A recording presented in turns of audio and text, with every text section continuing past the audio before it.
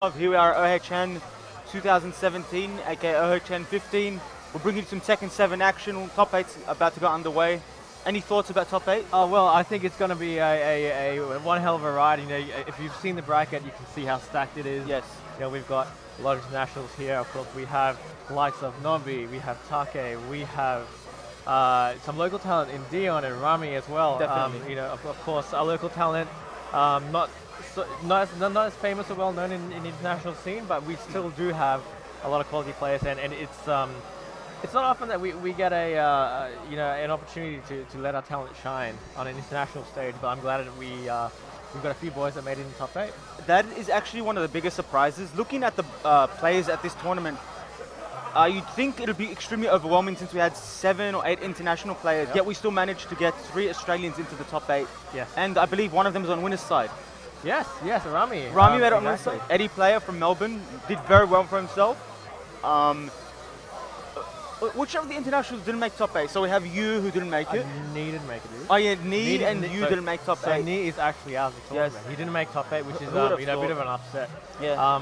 Saint lost in winners to Zazob, a player, a really good law player from New Zealand, and that got the crowd a bit hyped, didn't it? And he wasn't, like, I rewatched the match because I didn't watch it from the start, and I was saying to myself, what happened in the match to let Zazob get that victory over Saint? And I was watching it, and Zazob didn't really do anything. No, he didn't, did he? Where but you'd see and you look, oh, that is such a scrub tactic where he did like a random down 2-3 or a hop kick or something. He just played solid Tekken, and he outplayed Saint in that one set. Maybe Saint was underestimating, but in the end, Zazob got the better of him, and he played really well and like showed just how well some of the ANZ players can do against the internationals. And that's the thing with Tekken 7. I mean, you know, you have the Japanese and the Koreans. They're getting a bit hot. But you have the Japanese and the Koreans who have had a bit of a head start, but the rest of the world is catching up very, very quickly. And we've seen that, you know, in the US, in Europe, we've seen that around the world, and now we're seeing it here. And I'm really, really glad to see the competition rise up to try and get the best of the Japanese and the Koreans as well. But nonetheless, they are still the best in the world, and they are going to be tough adversaries to fight today. So we have Gura coming up. Of course, another Korean versus another Australian. Zan, ZEP. ZEP.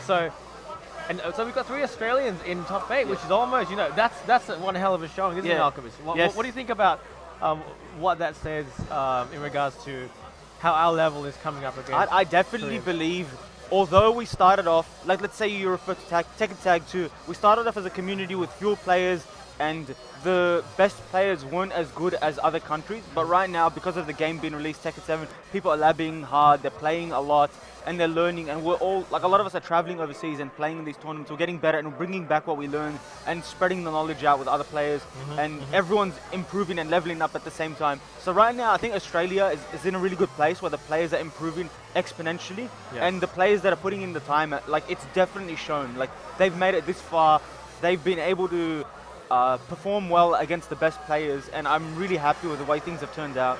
And I think, you know, I guess from that standpoint, we could have done a lot worse, but we've made it. These players have made it, and you know, in regards to, I guess we had what 10 internationals, didn't we, of high caliber, about 8 to 10 internationals. Yeah, 8 to 10, something like that, I believe. So and to have 3 Aussies in top 8, really, it's saying something towards the international scene as well. It's saying that, you know, historically Australia has been, I guess, you know, down in the corner of the world. Definitely. There.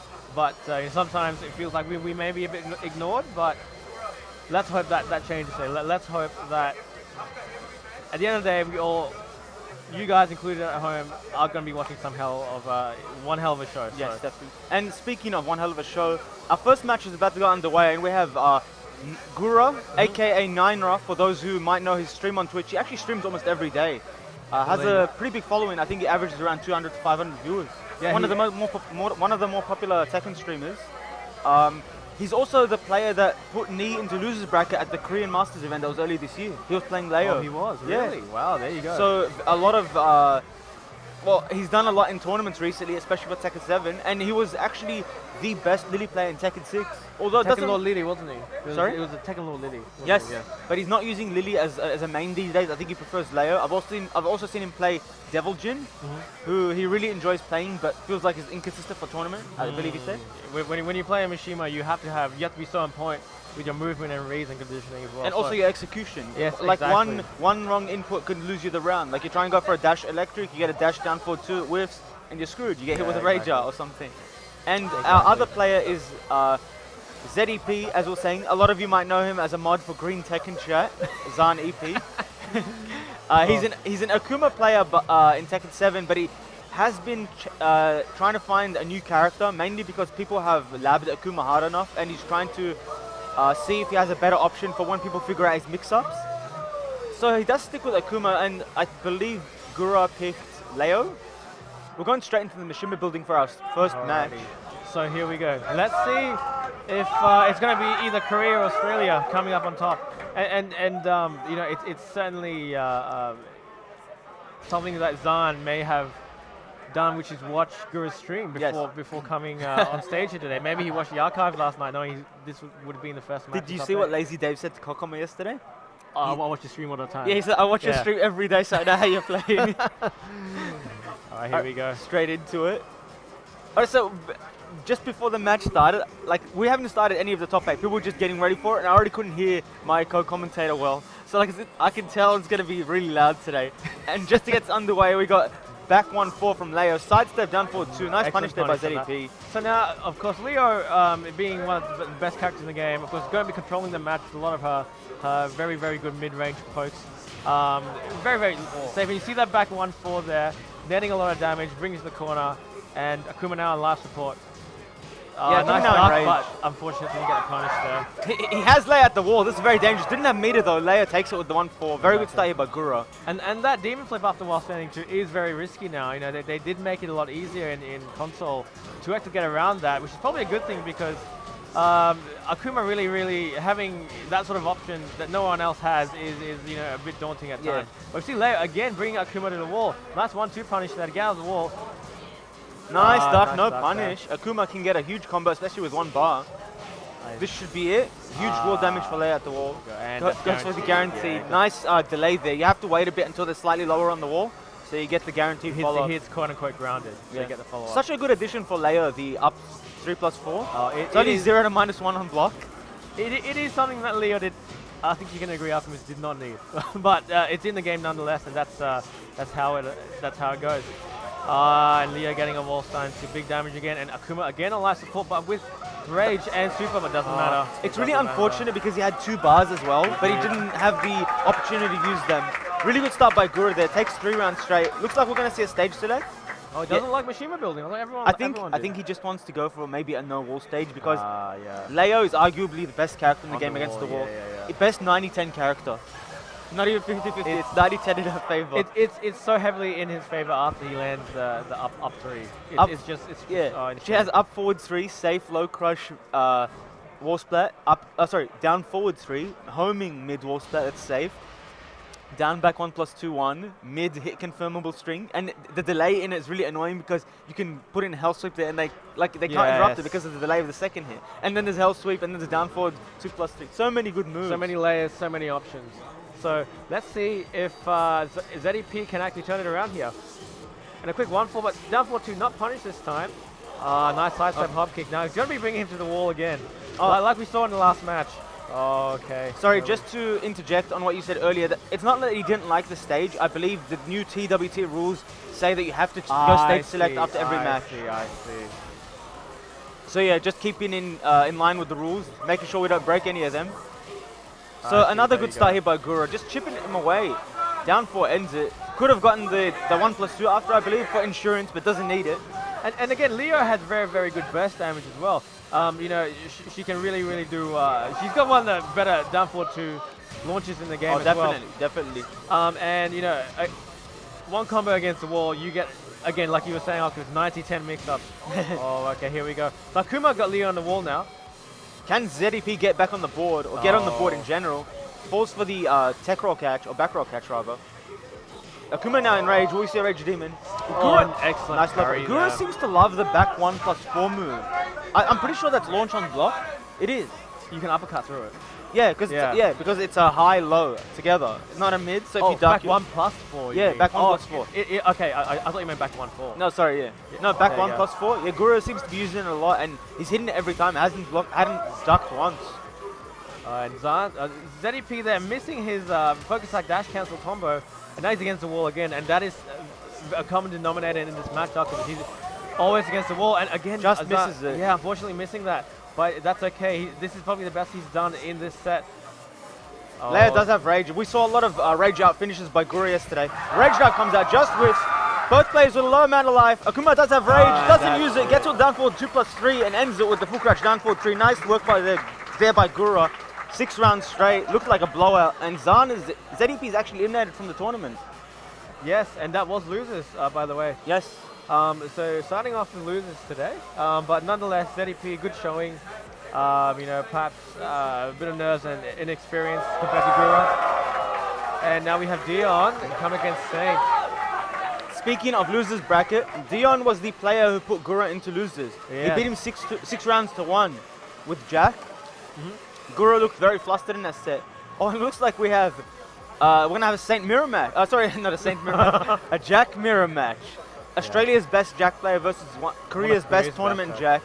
Probably one of the best Jacks in the world, I think, has that. I mean, you've got Naroma, you've got other good Jacks, but I think Saint, exposure-wise, he's the most well-known Jack. Yes, definitely. A lot of players base the Jack play around what he does and how he conditions people. I think what he's done with the character in Tekken 7 too is really something to admire. He's taken the character from something that is just very poke-oriented, and in Tekken 7 has transformed it into a very well tempo and timing-based strategy around his safe poke. And something Saint does, which is very strange, but he will often only attack when he's negative on block. With these full crouch down back 1 or down back 1 or down forward 1 or something that's really quick that'll interrupt the opponent's flow and tempo on offense. But when he's on plus, he won't attack because he wants to make the opponent think they're safe. And eventually, when he picks up that they're attacking now, or that they're blocking now, he'll go in. He'll just go in like there's blood in the water, and he'll just take every advantage he can. And this is how he's been doing so well. He was explaining this to us yesterday, and when I heard it, I was like, oh wow, this is new stuff to me.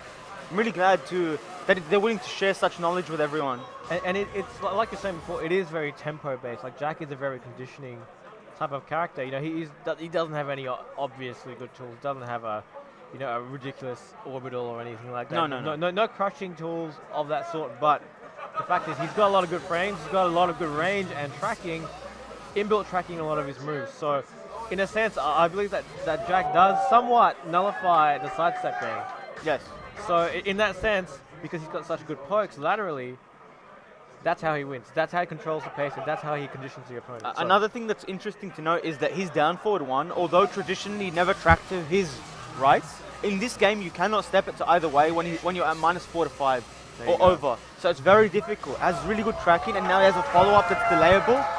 A lot of good mind games that you can stop them from attacking after. It works similarly to I guess like Twin Pistons. Yeah. That's something that we figured out in Brisbane as well early on. Down forward 1 does track to the other way, well, the quote-unquote wrong way. And because that one property is inbuilt in that move, that makes Jack so much more scary and so much stronger, because no longer does he have to rely on down forward to track to his right. He's got the down forward 1 option and options from down forward 1, which are even scary. But here we go. We've got a Jack mirror, one of the best Jacks in the world versus Australia's best Jack.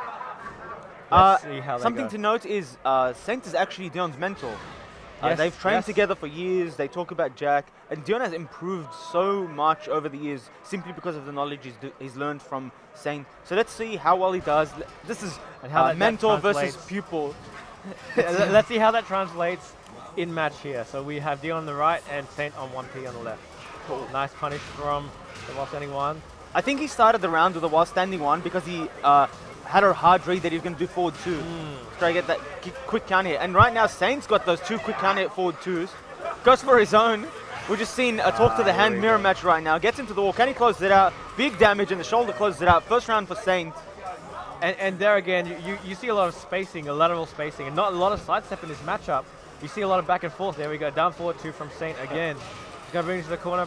Nice wall carry with the back Oh, one. he goes for the full crouch down back one combo. And Jack, as you were saying, a big character, so it's difficult to sidestep a lot with him, especially against Jack, who has good reach on his moves. Exactly, and there you see D-ON getting small combo into wall. Oh, nice. almost a wall to wall. And you see that full crash down back one, -9 on block, completely safe. Oh. I think he blocked this. He blocked it. Oh, and he misses the punish. Could have forward 1+2. Rage drive comes out. Nice block by Saint. Forward 4. Forward 1. Nice block. That is quite unfortunate there. D.EON must be very, very sad. A whiff on the wall standing 4. What is those short legs? on? D-Bugger comes out. Can D.EON close it out? Down forward 1 as we're talking about. Closes it out. Saint takes it. What a comeback by That Saint. was a crazy round. We saw about 4 things whiff in their own faces there, and Jack with stumpy legs but amazing arms. You see the wall standing 4 whiff, but you know, that was a crazy round. D.EON must be really, really sad. I'm sure a lot of people are heartbroken about that. I'm sure he was trying to do forward 1+2, but got the input incorrectly. That's unfortunate. While standing one. This could be a lot of damage. Oh, drops the combo. Can D.EON make a comeback? He does have rage. Staying on the ground.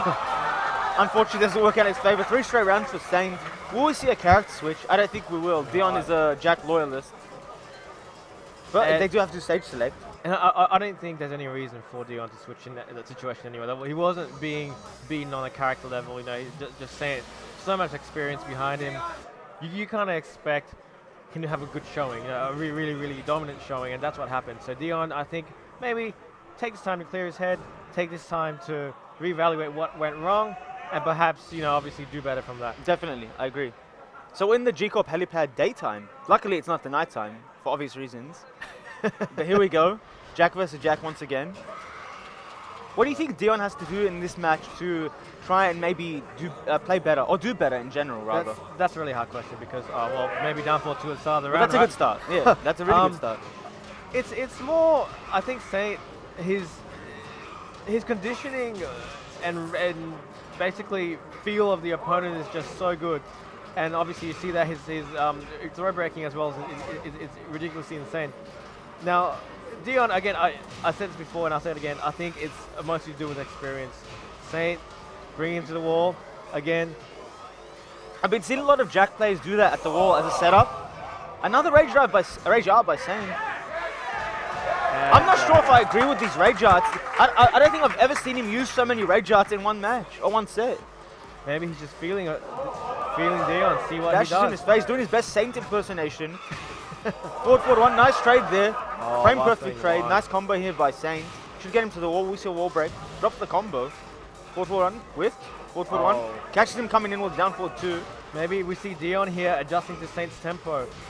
Because Jack is a very tempo-oriented character. Definitely. Works the momentum that he gets. That was a really shallow block down forward 2. I don't think he could have punished it. Backdashing his way out of there, does have rage. Are we going to see another rage art? Dashes him down back one, another down back one. 2 down back ones in a row. And there you see down back one scares you. Down forward 2, caught him ducking. D.EON playing so much better in this match. What happened? What ignited his fire? Has him at the wall. Big boot, straight to the face. Can he get a wall splat? Saint working his way out of the corner. Debugger. Debugger. Down back 1. We see another down back 1. Down back 1. Down forward 2. Saint has to do a lot to come back into this. And D.EON takes it 3 straight rounds. What a way to come back into it. And just like that, D.EON ties it up 1-1. Now, of course, we do have to go back to stage select. However, let's see if Saint can now make the readjustment. This is loser's bracket. It is. Will we see Saint going home this early into top 8? I mean, he lost to Zaza, but listen, he may still made it to top 8, and I'm sure he's in the mentality of what he has, the right mentality and what he has to do in top 8. He's been into this situation so many times, and he's come out on top so many times. Exactly. He's a really experienced player, you know. He's gotten so far, he's won so many tournaments, even just this year. Maybe D.EON's gameplay, maybe his adaptation has thrown him off guard. Probably. Let's see whether Saint can readapt to D.EON's tempo, or if D.EON can run away with this set. D.EON had really good reads that match right there. And right now we're in Salt, which is a very small stage, really good for Jack, which is benefiting both players, of course. Forward 2. Are they reading each other's minds? We get a forward 2. Nice launch. Perfect. That is launch punishable if we don't complete the series. Yes. Back 3, 2, shoulder. Yes, nice. And big damage on Jack. Oh, Down back one, down back one, down back one. Down down 4-2 punch with the 2-1. D-ON up 1 round. 2 rounds away from eliminating Sane. Can he do it? Forward 1, nice block. Forward 2, trying to catch him in. Outstanding one. Good read on the grab there. Ducks it. That is insane. Just off axis, still gets him to the wall. We'll get decent damage. A resplat. No full damage there because of the scaling. Down forward 1-1 hit. Second hit got him. And D-ON playing out of his mind at the moment. He's got the lead, 1 round lead, and a lead in this round as well against Saint. Are we sure we'd have the names switched around? What is happening? Yeah, that has happened in the past, and I hope that's like I hope that's not happening right now. We're showing for the wrong person. So while standing 2, down forward 2, nice work there, trying to catch him with the delay. Forward 2, nice. Could have got a launch. Yeah, he's minus 15 on block, yes. I don't know what the name is for that. It is wow, going to hit. him. And the forward 1 kills him anyway. Didn't have enough life. And the blue spark uppercut just for the BM at the end. Ties it up at 1-1. Down forward 2. That is a frame perfect punish. That is 14 frames, forward 1. Very good, very well done there by Saint. Oh, nice launch by Saint there. He's going to bring to the wall and probably kill him here. Wow, just almost enough. There we go. Saint on match point. Looks like Saint has adapted well, making the changes that he needs to. There's that tempo we're talking about. Caught him at the exact right time. Should get him to the wall in this very small stage. Both players not getting the max damage at the wall because of the scaling. Wall splat with the power crush. Saint, and this is the perfect 7 gold legs. That was really well played by D-ON. He almost did it. He almost eliminated Saint at his very first match in top 8. Really good showing for Australia right now. Congratulations to Saint, who continues on in the losers bracket. And good showing by D-ON. I mean, you know, as you saw there, it was quite close. Very. And you saw D-ON with the adaptation. You saw D-ON with the adaptation there in the second match, taking 3 rounds straight. However, obviously Saint running away with the set there. And this is the match I've been looking forward to. Kkokkoma versus Rame. Again, this is winners bracket. There's winners bracket matches. Now we're going to be starting on winners bracket matches here. And of course, if you're attentive to the Korean scene, you will know who Kkokkoma is. Kkokkoma, one of the deathmatch gods in Korea. Top 3 deathmatch players. Very, very good in long sets. Has been coming out to more and more international tournaments. The first one I remember was the Rev Major, which he made top 8 in. Then he went to EVO and a few other tournaments. Has been trying to make a name for himself and has been doing really well, progressively getting better and placing better in these tournaments. And as you see, he's in top 8 winners side this time. I remember he had to go through a few tough opponents actually. I'm trying to remember who they were. Yeah, I didn't actually pay attention to Kokkoma's bracket. Oh yeah. I do know that Rame did have quite of a run, didn't he? He beat a few well-known names. His pool was, I believe, one of the easier ones, but he did have Naveed in his pool, and he beat him in pools. Naveed, who don't know, for those who don't know, is Chen Den Wai, Australia's best player, easily. He almost beat Saint for the grand finals last year. This year at BAM 9. Losers finals. Yes, losers finals. Losers finals. Yes. And basically he beat Lucky Strikes as well, which is another high-profile Australian player. Oh yeah, you are correct. And that was, although that was quite close, but Rame still managed to clutch it out in the end. Okay, and let's see if any of that Eddie familiarity that Kkokkoma, I'm assuming, would have now. We were speaking of familiarity for Eddie. We were actually having dinner with Kkokkoma yesterday. We'll talk about this match with him, and he was saying he has absolutely zero trouble against Eddie. Because he plays against Junding a lot. Yeah, I was going to say Junding. Yeah. Because of PC online, and they're relatively they're high ranked and they have to verse one another a lot of the time. And he said himself that he thinks Eddie is a fairly bad character. The only thing he has going for him is good combo damage. Otherwise, if you compare him to other characters, he's relatively simple to understand. If you know what to do in certain situations to that character. Okay, that's interesting. Looks like he's switching, deciding between Kazumi and Dragunov. Kazumi, I would say, is better against Eddie simply because down forward 1 picks up relax. Of course. Dragunov has a good tool to hit relax, but he doesn't pick it up with the down 2. The old faithful. At least both of them do have good options against relax. But I guess Kkokkoma is known for his Kazumi. Like his Kazumi is one of the highest ranked in Korea. Yes. Well, at the moment I believe in actually, his Dragunov's pretty good as well. He's been playing a lot of Paul too. I think that's his highest rank on PC. Oh, really? Yes, he's the highest ranked Paul in the world, I think, on PC. Wow. There you go. And let's see. Okay, now we're going to the arena here. One of the new console stages for Tekken 7. Good sportsmanship by both players. We're going straight into it. As you said, we're in the arena. And let's see how the match plays out. Now, of course, with Dragunov, because being one of the better characters in the game, he may be quite intimidating and quite oppressing at first. But let's see if Rame can keep. Something to note is that. because Rame, aka the Eddie player, is on P1, he cannot step to Dragunov's weak side after down 2 hits him, which is Dragunov's right. You can step to the left and you beat out up forward 4, but Eddie does have a very small sidestep, so it's usually not the best option. So we'll see what he has to do to tackle that. But just as I say, he's on P1, he switches sides. Maybe tactic there by kkokkoma. And there you go. Nice start. Nice start for Rame actually. Has kkokkoma down to about 50% HP. And just as I say that, kkokoma's doing the same thing to Rame. Gets him to the wall. Ooh, interesting. I think he was going for a Oki or something there. Yeah. I haven't seen that one. I think he thought he was split at the wrong angle or wrong timing. Went for the delayed hop kick. Drops the combo. He didn't have rage. He might have killed. Rage drive. Gets him by the low. Can he close it out? Gets him with the mid. Nice mid there from Rame. Closing out the first round of this match. Okay, so we have, again, both characters neutral. That's what standing for from Rame. Back 1-4. No longer counter hit launch, which is definitely a good thing. It's a godsend. Yeah, definitely. It was a bit too good in tag 2. I'm glad he took that out. As I was saying before, that he does play a lot of Junding, but maybe Rame's Eddie is very different. Eddie's not prepared for it. Maybe these things that are happening in the match are new to him. Needs some time to adapt. Maybe that's why Rame got the first round. But just as I say that, we see a whiff on the block punish there, just a bit off, bit too far away. Yeah, the forward 1+2 would have been the optimal punish there, but he, we see running to counter hit, bringing Rame to the wall. Down back 2-1-2. Goes with the delay. Very good Oki on that end of it. Rame does have rage. Up forward 3 and converts with a down 4-4. Closes out the round. 2-1 right now. What's Rame going to do to come back? Starts with down 4-2. No longer 14 frames, now 15 frames. Good counter on the down 2.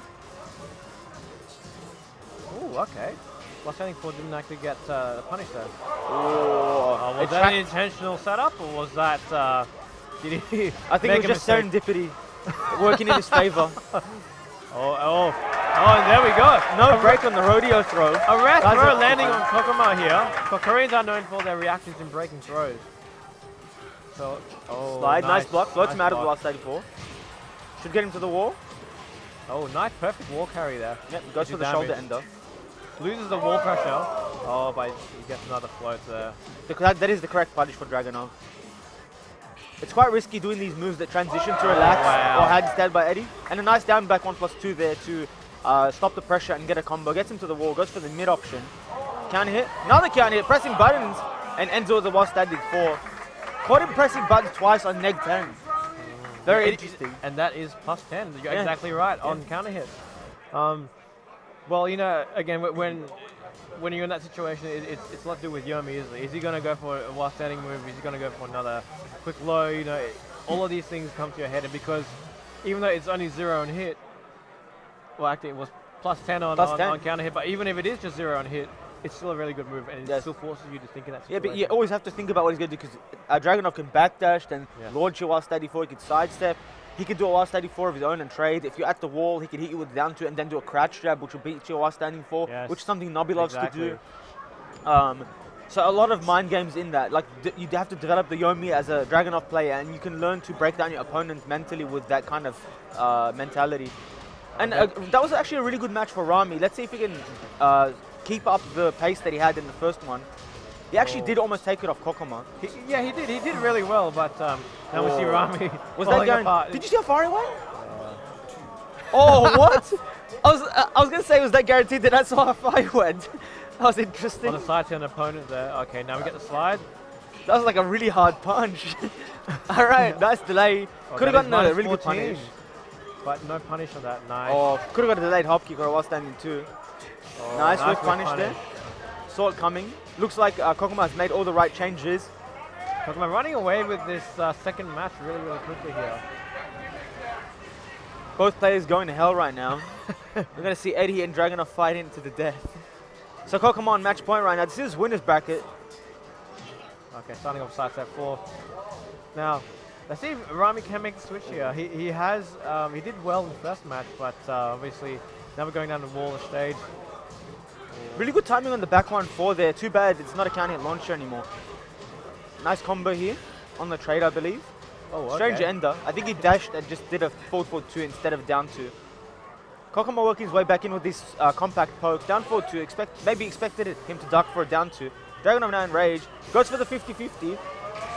Rage drive comes out. He can backdash out of the 50-50. Goes for the mid. Goes back to relax. Nice sidestep there. And closes it out with the 4-1 into the down 4-4. I believe that is guaranteed. Very well done by Kkokkoma.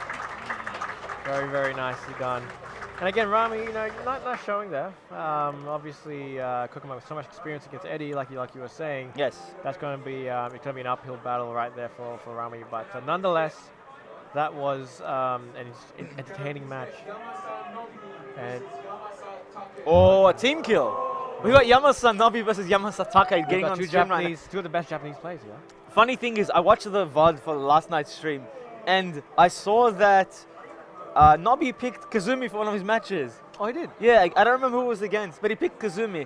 I was like, I've never seen him play Kazumi in tournament. And I saw that you was talking to him as Take was talking to him as well. Maybe he was just saying it for matchup purpose or something. But now, I know that he has a Kazumi, so maybe he understands the matchup quite well or something, or maybe he was trying to understand, like if you ran into a Kazumi player, this is what I should be doing, trying to figure out what she does in certain situations. I don't think you'll be seeing a Kazumi mirror. No, definitely. We won't be seeing Kazumi mirror. That's not the point of my argument, but yes. No, yeah, of course. Definitely no Kazumi mirror. I'm pretty sure we're going to see Dragunov versus Kazumi. Maybe a Brian if it's tournament. Yeah. Is this winner's side? I believe it is. It is winner's side. Yes, winner's side.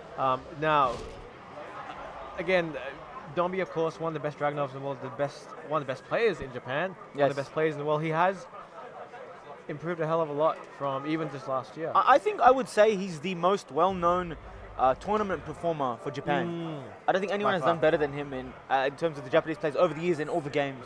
I can't think of anyone. He's the most prominent at yes, least. Yes, that is the right word. He's probably got the most placings as But we are seeing a lot of these great Japanese players come out of the woodworks and like start attending these tournaments. So Norama, for example, Taisei, who went out to Evo, both from Fukuoka, I believe, from the Kyushu part of Japan. So fairly west. And Chikurin also from this. So a lot of talent hidden away in that far corner of Japan that people don't know about, making their way out to these things, showing off what these small areas with a few players maybe can do with their Tekken skills. And it is always excellent. Just as I say that, we have people.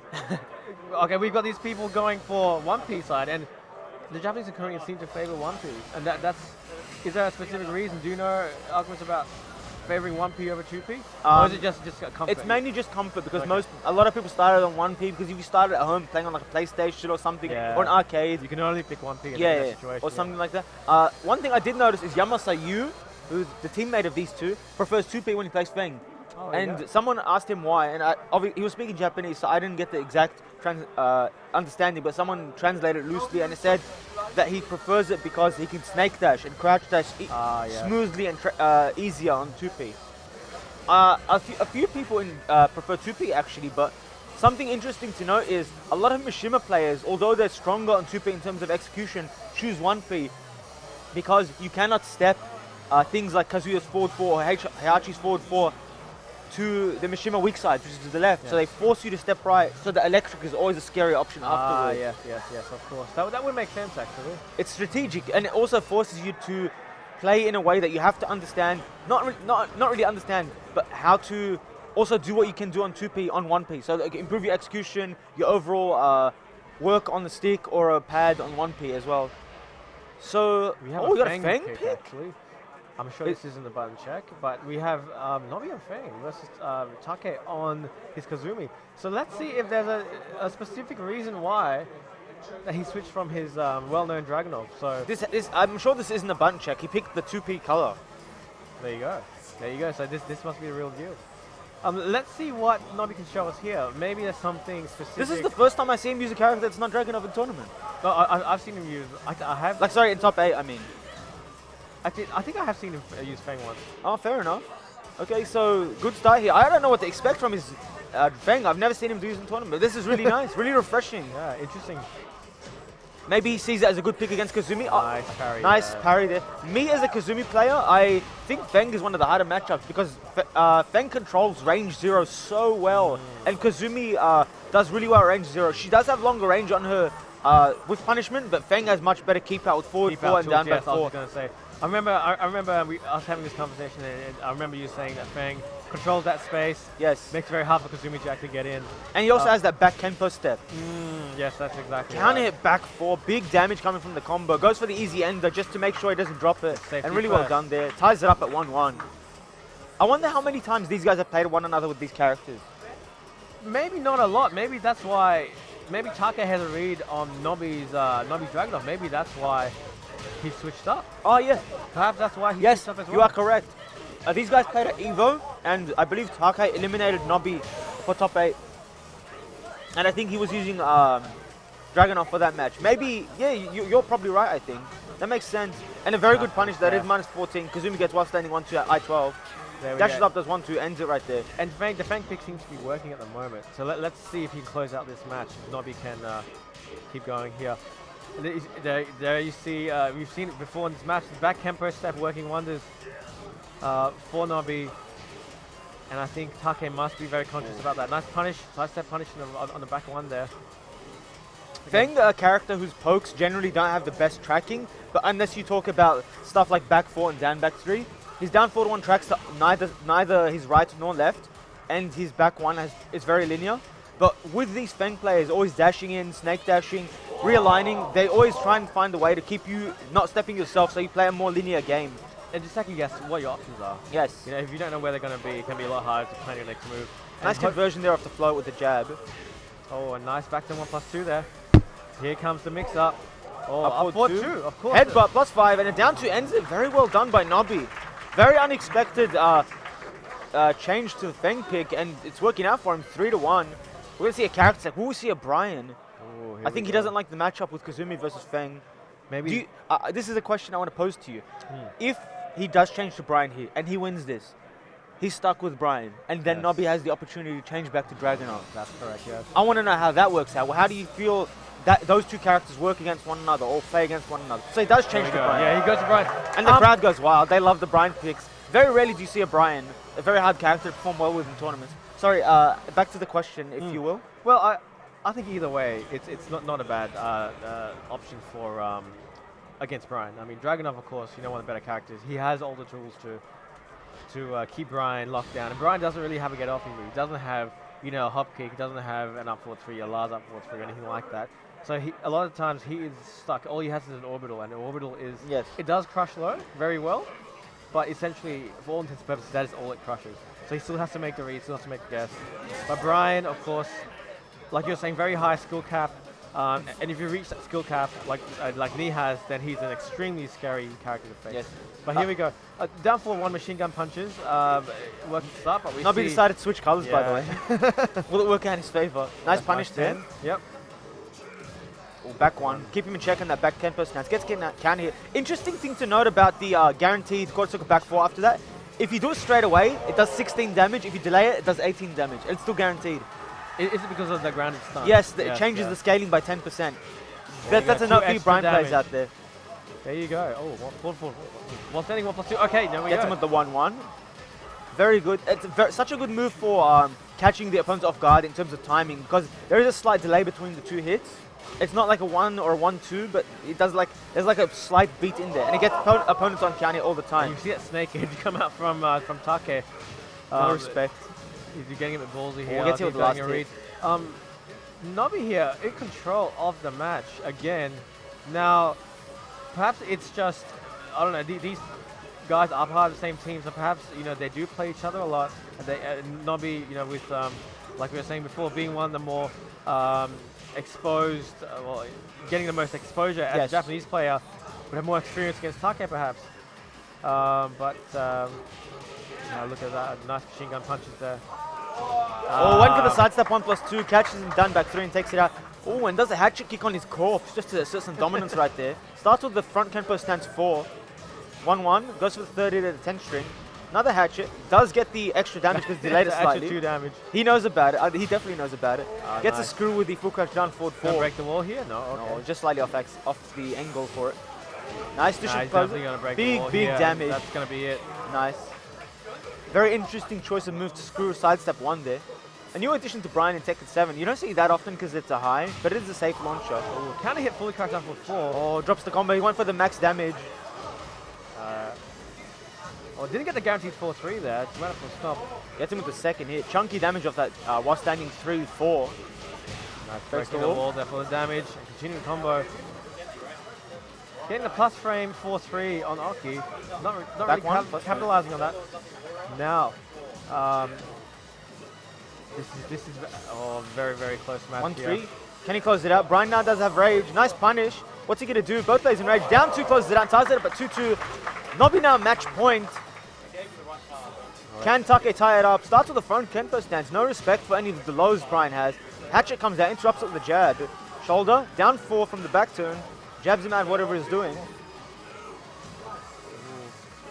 Spacing each other out. Take choosing to play very compact. Doesn't want to commit to anything hard right now. And Nobi just a bit relentless here. He just keeps on attacking. If you see his new... there you and go. the perfect timing on the hop kick. He knew that was coming. This should be big damage. Can he close it out? Wow, Rage. look at that. That round was actually something else because you see Nobi being relentless. You know, he's baiting Take to actually attack him and to be reckless in his attack. And when he did, he hop kicked. Yes. You know, he had the classical back 3 read like a book, and that's what it took for Nobi to clean up that round and take second match there. And again, the Fang pick. Who knew he had a tournament worthy? Sorry? Who knew he had a tournament worthy Fang, right? Yes, who knew? Who knew? Something interesting to note is in that last match, you notice he very rarely, if not ever, used back 1 because he saw that Take was playing defensively. He didn't feel like he needed it and it would just give up his momentum. So he would just dash in, do 1-2, and you can't really retaliate against Feng's 1-2 a lot of time because they'll just do like down 2, down back 3 to crush your next move. He's always one move ahead. He knows, like he'll come in and do a move, then he'll do another move to beat what he thinks you're gonna do next. And Nobi did that so well against Take. He forced him to play a game where he wasn't comfortable, and he took that very convincingly.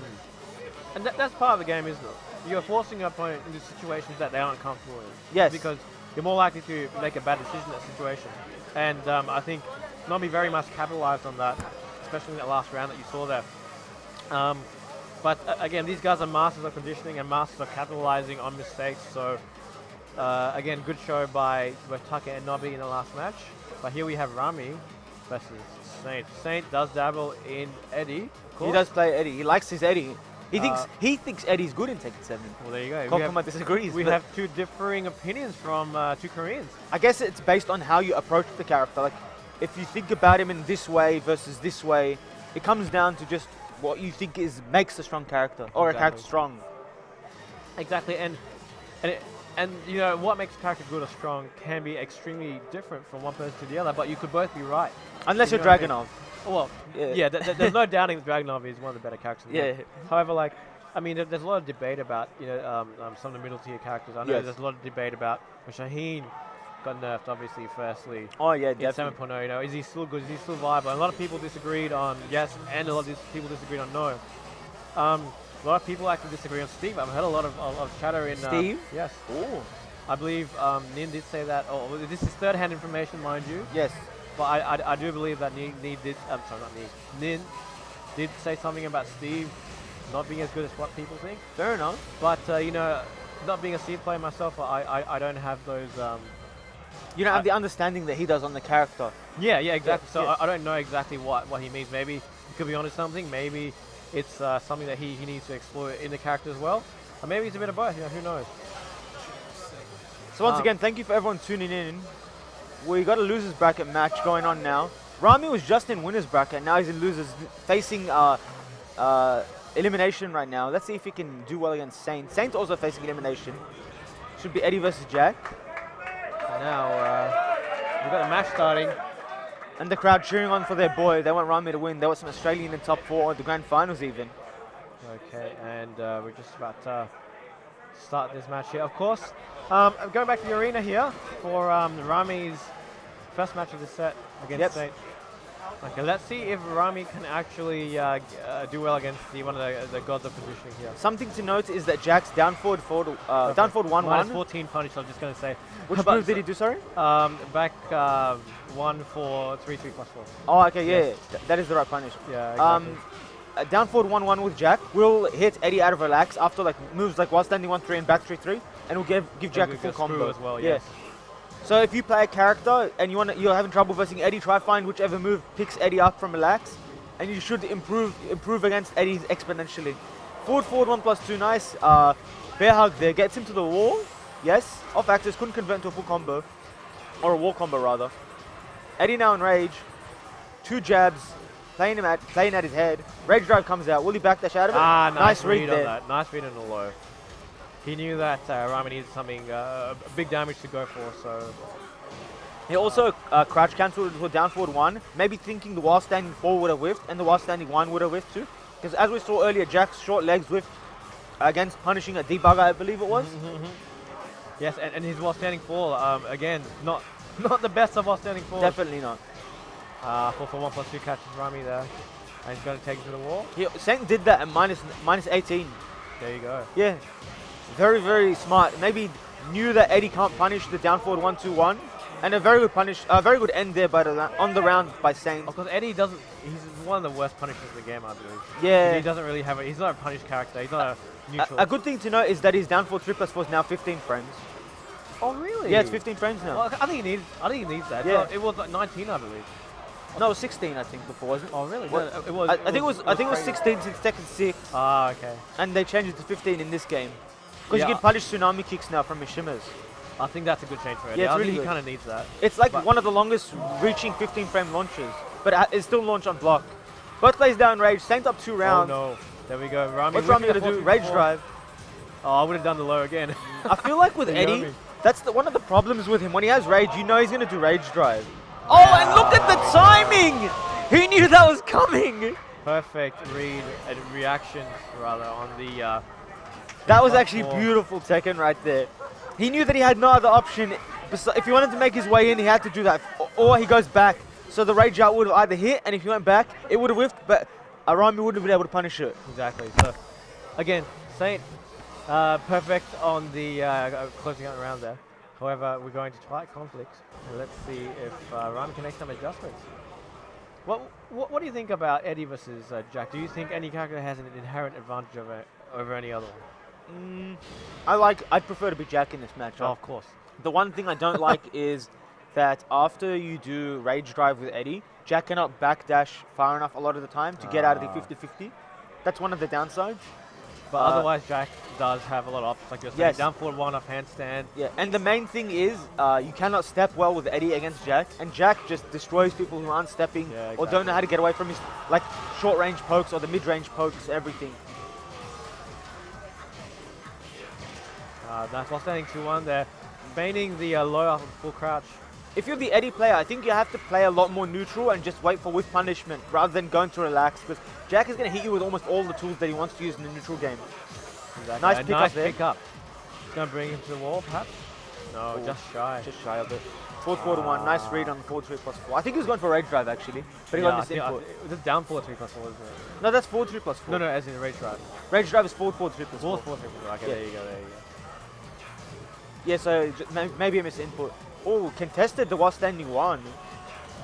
Down forward 2. Ah, look at that. Like, Down forward 2 to a while standing 1. perhaps Saint does know that Eddie's jabs aren't the best. And maybe he's capitalizing on that with the while standing 1. Very smart. I think Eddie's correct punish. Oh, nice back 1+2 there. For down forward 2 is 4, standing 4, the mid kick. I see. Yeah, it's 12 frames, but Rame choosing not to use it, maybe he doesn't know, or it doesn't feel like the range will reach most of the time, and he'll get punished for it. Jack now in rage. What's Rame going to do?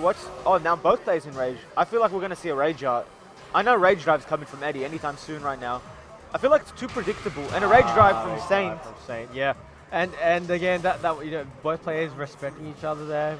They both know that both rage drives and rage arts were options at that point. But of course, Saint doing it as a safety bugger there. Chipping away at him with down back 1 to the while standing 2. Nice pick up. Drops the Does combo. not finish the combo. I think he was doing. Capitalizes there. Sorry, go on. Oh, no, I was just saying, Rame capitalizes there very, very well with the while standing 1-3. Yes. 13 frame while standing launcher. What do you think about that? Forward 1. Oh, nice! He went straight into neutral from the face down state and got a while standing 3. Gets a combo, finally takes a round from Saint and steps on his corpse. 1-2 into headstand. Gets a flow, doesn't convert into full combo. Down forward 2. Interesting choice of move there by Rame. Gets punished for it with the back 3 pickup. Gets him to the wall. Big damage here. Decides to go for a jump over setup. Tries to do the setup, but Rame doesn't fall for it. Rame now gets his, a little combo of his own. Let's see what the mix-up is. For down forward 1. Yeah, like such a good kill. Boom, shoulder again, no punish. I think he could have won because he didn't have, oh no, he has too much HP for the rage to do a lot. Oh nice, switches sides there, but a really good option from Rame. Oh, the dash down forward 2 to take it. Big boot to close out the round, and well done by Saint. Unfortunately, Rame is eliminated. All the Australians are out. That is sad to hear, but we are just here to watch some great Tekken, and that was a good match. Well done by Saint. Well done by Saint there. We have Gura from Korea versus Take. Now, this is the first Japanese versus Korean match of the top 8. Yes, I believe so. And of course, Gura, like you're saying, Korean streamer, does have quite a following. And I was talking to him earlier on, and I actually played him. I played him in tournament as well. Which character was he using when you played him? He used both. Oh, nice. It was 1-1 at the end, and unfortunately, I didn't clutch it out. But you know, people have always said that the Japanese style and the Korean style is very different, even very. And then you have different styles within Korea as well. Yes. But let's talk about the Japanese versus the Korean style now. I've heard a lot of stories where the Japanese are more YOLO, you know, they're more offensive, they're more in your face, doing strings, making you guess, right? Yes. Koreans are more calculated, they're more reserved, and they go for more of a movement. They're just very safe. They'll play very safe. Very safe. Very compact, very safe, very neutral heavy game. Now, do you think one style has an inherent advantage over another, or do you think they're both very valid and viable styles? I want to say yes environment? And no. Yes, depending on the character that you play, it can benefit you. A lot of characters can't get away playing unsafe. So, for example, Kazumi. Yes. You can't just do down forward 2 and like expect it to hit every time. -20. Yeah. Or Akuma, like just DP like it does in Street Fighter. Yeah. But I don't think any style is superior to another. I think some players struggle to deal against certain styles. Yes. Some people don't know how to deal well when they're versing turtles, who are blocking everything. Like, how do I open him up? Because they don't understand what they got to do. And then there's players who can't do well against rushdown, whether someone's just pressing buttons. I think it just depends who you verse, as well as the character, as well as the opponent's understanding of what kind of pace you're setting up for your playstyle. So, to answer the question, I genuinely believe that you can play however you want and do well, but saying that the Koreans have been dominant over many years in Tekken, so can that be a sign that their style is superior in a tournament setting as well as a deathmatch setting? Well, that's a very interesting question, isn't it? Yes, very hard question to answer. Yeah, and I agree with you in saying that both styles are completely viable. Sometimes you just have to play a player over the character. You know, you have knowledge of the player and the character, and that makes you more, like, inherently more able to win. And here we go. First match of the set here. No wall stage in for Azur. I think this really is Kazumi, isn't it? Sorry? Is that really good for Kazumi? It's Kazumi is fine in any stage, but I think it's bad for Leo. Right. Okay. Yeah. Of course, because of the wall vortex or whatever. Really good wall pressure, wall damage, wall 50/50. Leo with walls is a very scary character. Down forward 2, nice whip punish with the forward 4. Big range and a big step. Goes for the optimal combo. Not many people do that combo, but it is 67 damage. No, it's easy. It's easy to do. Oh, okay. I wonder why no one really does it. Sorry? I wonder why no one does it then. I think it's only 2 or 3 more damage, and the other one's just more intuitive because you do forward 3 to fly 2 for every combo basically. Leo now in rage. There's that back 1+4 we were talking about earlier. He loves that move. Down forward 1 is blocked actually. 6 seconds left. Goes for the hell sweep. Does have rage. Will he see a rage drive? And we do plus frames. Forward 4, 3. Doesn't go for the last hit. That is -13. Kazumi can get a down forward 1, 2. Okay. I guess it was a mix up between the low and stopping at the second hit. Yes. And that's nice setting for punish on the back 1+4. And back 1+4 is at least -13 or 14, isn't it? With Kazumi? With Leo. Oh, with Leo, back 1+4. Yeah. I'm pretty sure it's launch punishable. Oh, it is launch. I'm pretty sure. Right. I just don't remember exactly how much. Okay, there we go. And we see Kazumi chipping away at Leo there. Nice, of course, the back 1 for the go-to string for a lot of Leo players. And a beautiful whip punish. And this, he's not going to kill here. He's not going to kill, and Kazumi with rage. Get him a second hit. Both players in rage. Rage drive. Fly 1 Plus plus 2 two. plus frames. Down back 4. Down forward 1 to keep him in check. Whiffs with down forward 1 and gets hit with the down 4. Nice work there by Gura with the patience to close it out. Nice delay on the while standing 1-2. And that move, is it down 3 or down back 3, that low spin kick? That generic low kick. That With Kazumi? Yeah. It's down 3. Down 3, there you go. And that move is underrated, I think. That move is insanely good. It's pretty good. It's very quick. It's unseeable, obviously. Yeah. The problem is it's minus 17 on block, I but see. a lot of characters can't launch it all the time. But it crushes. Yes, high. it crushes really well. Back 1-4. Kazumi can step to the left. Kazumi, one of the characters with a pretty good sidestep and a very good backdash. And here we go. Both players respecting each other so much. Playing the neutral, and we see the perfect minus 13 punish on the down forward 2 there. He saw that coming. Nice. And that is guaranteed. Nice down back 4 to close it out there. 2 rounds to 1 right now for Take's favor. Both players playing for their tournament lives right now. Nice. Gets the forward 4. Goes for the good combo again. I like this combo. It's one of the better looking combos in the game, in my opinion. All the twirling and everything. It doesn't look like it should hit, but it does. Yeah. Back 1 plus 4 again. Back 1-4. Gets him with the dab. We'll see another dab. That actually beats the 4 and back 1-4 because she sways back and hits the knee, hits him out of the knee. So he's waiting for it, and now maybe in the mind of Gura won't be using back 1-4 again. Just coming in with the jabs. Maybe waiting for a whiff to get down. Instilling the fear in using that string. Yeah. And nice down back 3. Really good timing on the jab to interrupt him and gets down back 3, close out the round. I'm pretty sure we'll have to see a stage select anyway. But I'm pretty sure that he wanted that. He wanted to go into a wall stage. Oh, it looks like he's going for a character select.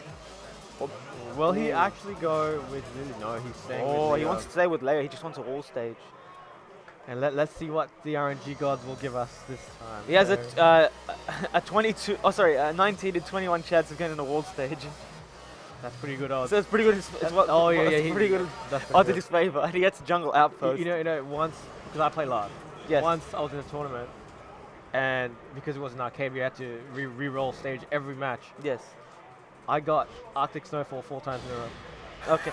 Same thing happened to me at a YSB once. At a local tournament. I was versing Krokop for a spot in the grand finals, and it was best of 5. And in all the matches, we got Arctic Snowfall, and I went stage select every time. Yeah, it is just hell, right? Yeah. You gotta go to casino for that. Oh, but granted, it's 7.0. I think there were 9 stages only. Oh yeah, there weren't many. So I mean, 1 in 10 is still pretty crazy. Or 1 in 9 is still insane. But here we go. This stage, of course, the first level is somewhat small, and second level has a middle floor break. But once that's broken, it is quite a big stage. Yes. But again, back 1-4, I think Gura is mixing up the timing and staggering the back 1 and back 1-4 there, making Take hesitant to actually do back 1 plus 2 to down back get 1 around plus 2, it. Down back 1 plus 2. But of course, as we see, Kazumi here, very good in neutral, and excellent punish on the down forward 2. Yeah, he's recognized that Gura is using down forward 2 as keep out, and just trying to choose the right timing for when Take wants to attack on approach, and he's not getting it anymore. He was getting it in the first few rounds, but Take picked up on the timing, and he's now punishing every time. He's punished correctly. Getting a lot of damage with that down forward 1-2. Just stepping in his face, went for the throw. Nice backdash there by Gura. Keeping him in check with the back 2. Nice homing move there. Oh, nice counter hit back 1. Oh, just off axis. Because of the tech, he didn't reach him. I think he would have hit him with it because Take ducked quite late. Down forward 3. Safe homing move. Would have wall split if he got him. Dashing his face, trying to get away from the wall. Kazumi does have rage now. Nice jab to keep him in check. Dashes in, tries to get a counter at 4. 1-4 ends it right there. There you go. Now evening it up here. He's still going to that back 1-4. Now oh, there we go. He's no gambling. fear. No fear at all. He doesn't respect that Take has the tool to get out of it. I think maybe he thinks he's conditioned Take enough to hesitate enough as well. Oh, and that's I don't think that's what he wanted. He got the reversal. Luckily, he wasn't punished more for it. Running 2, I think that's the first one we've seen in a while. Not a move used very often in high-level play because the startup for it is very slow, although it does have a lot of active frames. So what a lot of high-level players do is they'll do a move to hit you out of it. And just as we said, they get launched. So they'll do a move like Leo's down 4-2 or like Leo's counter hit 4 to hit it out of the startup of the move. And nice, caught him stepping, down 4-3.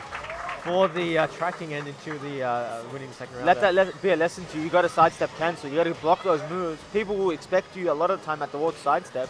And Leo, one of the better characters to stop you from stepping at the wall. 1-2, 1-4. Oh, nice punish on that. Yep. 4-1. Of course, look at the wall pressure here, and you can see what Gura is actually doing. He's throwing a lot of these safe moves that cover more than one option, of course. Oh, and the there we down go. back 4. Oh, that's Nice punish punishable. here. Oh, doesn't do the 1-1-2. Rage drive. What's he That going to could do? cost him here. Hell Oh. sweep and a good read and closes it. That was very lucky that he did. I think he was trying to do 1-steady 1-2, but he got a 1-2 and it still hit. So fortunate for him. Otherwise, he would have lost the round if they would have. Yeah, that would have been very, very salt-inducing for Take there. Now, oh, nice forward. A lot of forward fours hitting. Forward fours, sorry. Very good timing on those. 1-1-2 wall carry, excellent. This doesn't work on Leo. Oh, okay. She's- 1-1-2. This there we that go. that combo only works on male characters, and it doesn't work on Leo. For those who think Leo's a male character, come at me. You are wrong. Looks like Down 4-1. Down 4-1 hits him out of the hell sweep. Atake takes it out there with Kazumi. Now, we saw a lot of back and forth in that second match there, and you know, particularly in the second last round, there was a point where Gura actually was asserting his dominance there with a lot of Leo's oppressive moves against the wall. Leo has so many options against the wall, like you were saying. He's one of the best characters for wall pressure and wall damage. Now, unfortunately, you know, for him, Take did get a few right reads, and that meant Take obviously advances in the loser's bracket. Now we have Nobi versus Kkokkoma. I think this is winners finals. Yes, it is. And this is a match that we don't actually see a lot. No, definitely not. We- Oh, these two do have history actually. Oh, they do? Evo 2016, Kkokkoma put Nobi into losers in pools. It was Kazumi versus Dragunov, and he won by doing one of the most impressive things I've seen in the clutch. Nobi did down 2 with Dragunov, and Kkokkoma crouch cancelled and sidestep in the way that you can't step from crouch to avoid Dragunov's follow-up. Wow. And he punished him. And then that led to a wall carry and into a finish to the round. And I remember seeing that, and I remember it vividly because I was saying, how do you think of this when you're playing such a high caliber match of Tekken? I think that's the only That time just they've shows- played one another. That just shows the experience and, you know, the foresight that Kkokkoma Yes. must have had in that situation. And again, that is the hallmark of a great play. You have foresight. You acknowledge what your opponent wants to do, and part of the game is stopping them from doing that, or you know, dismantling them on a fundamental Yes. basis in that sense. And let's see, are we going to see a Kazumi here from Kkokkoma versus maybe a Fang? We should point out that this is best of 5. Yes, winners So finals, of course. they do have some leniency or some flexibility with their character picks. They can start off with something they just want to get a feel of the Well, opponent and then the exactly, switch. exactly. You can also use it strategically if you think you're going to win certain matches and then force your opponent to stick with the character at the very end and they can't change. Then you get like a sort of a comfort pick for yourself in a matchup. Let's see who they pick. I mean, Nobi, it's going to be hard going away from Dragunov here for Nobi, I'd say. That's be really a specific So he's picked situation. Fang. Oh, Well, he has this not is Fang. Well, interesting. there We you have go. we have Nii, we have Nobi all picking Fang. Fang looking like a great character in Tekken 7. I think Fang is A great tournament one of their character. secret top tiers. Yeah, Actually. very, very strong character. I think he's top 5 in my books. Really, he's basically an all-around character. There is no tool that he has for any situation that is not good. You I know think what I mean? I think it's really hard to call whether he's top 5 or top 10 or whatever. But in the general Well, consensus is that Tekken 7 has many good characters. Like there are 10 characters in top 5. You know Yeah, what I pretty mean? much. That's a good way of putting it. And for that, like, you can just look at a character and say, like, this character has everything. They're just loaded. They've overloaded their kit. And because of that, like, it's really hard to choose who are the better characters. But Fang proven to be a very valuable tournament pick. And we do see the Kazumi pick for Kkokkoma. Of course, We saw this Kkokkoma- matchup earlier, sorry. Sorry, continue. No, I was going to say, Kkokkoma, of course, does have a lot of experience with Kazumi as a player as well. But Yeah. we see a back 10 mix-up to a back 10 down 3 quickly in the round here, and Kkokkoma down 50% life. Now, oh, there we go. Down 3 with the spacing there. Oh, nice duck into 1-3. Did you see that? Yes. Now, that is something that a lot of players don't do. That they don't duck duckable jab strings. Yes, and because that it's is- not. It does not jail. Yes, no, Yeah. it does not. But he has a 1-1 mix-up, Yes. obviously. Well, that is punishable, but he has a 10 string. And there you go, Yes. the Yomi, layers of Yomi Yeah. with Fang. So many options, but you have to pick the right one. And a lot of the time you see Oh. people get hit with the second hit of 1-3 because it doesn't jail. And they're used to Exactly, like the jab strings jailing. Gets the max damage combo from the sides, the count hit 4, that is 61 nice. damage. He gets Guaranteed a ender. guaranteed stomp from the fly. Nice That punish is there. minus 10, that's correct. Down Excellent. forward 1. Excellent comeback from second round from kkokkoma. Yep. Ties that for 1-1. Down 4. Nice sidestep. Nice A very common setup with Feng is down 4 into either a back 1 or an up forward 2. One is to beat like jabs, and the other one is just to beat like something you want to evade and get out of the way. Count hit 4, no conversion, too far away. Kazumi doesn't really get a combo, and that's the bigger character on a trade count hit 4. Another trade, again in kkokoma's favor. Nice. Very Good well timed pistons down for 1 2. And you saw he did, like you were saying, running 2 is not one of the more commonly used moves in high level play, but you saw him do that because I believe he knew that against the wall, NOBI could not step that, and that was a free potential knockdown, and he got that. So especially in a stage like this where we have hexagon, yes.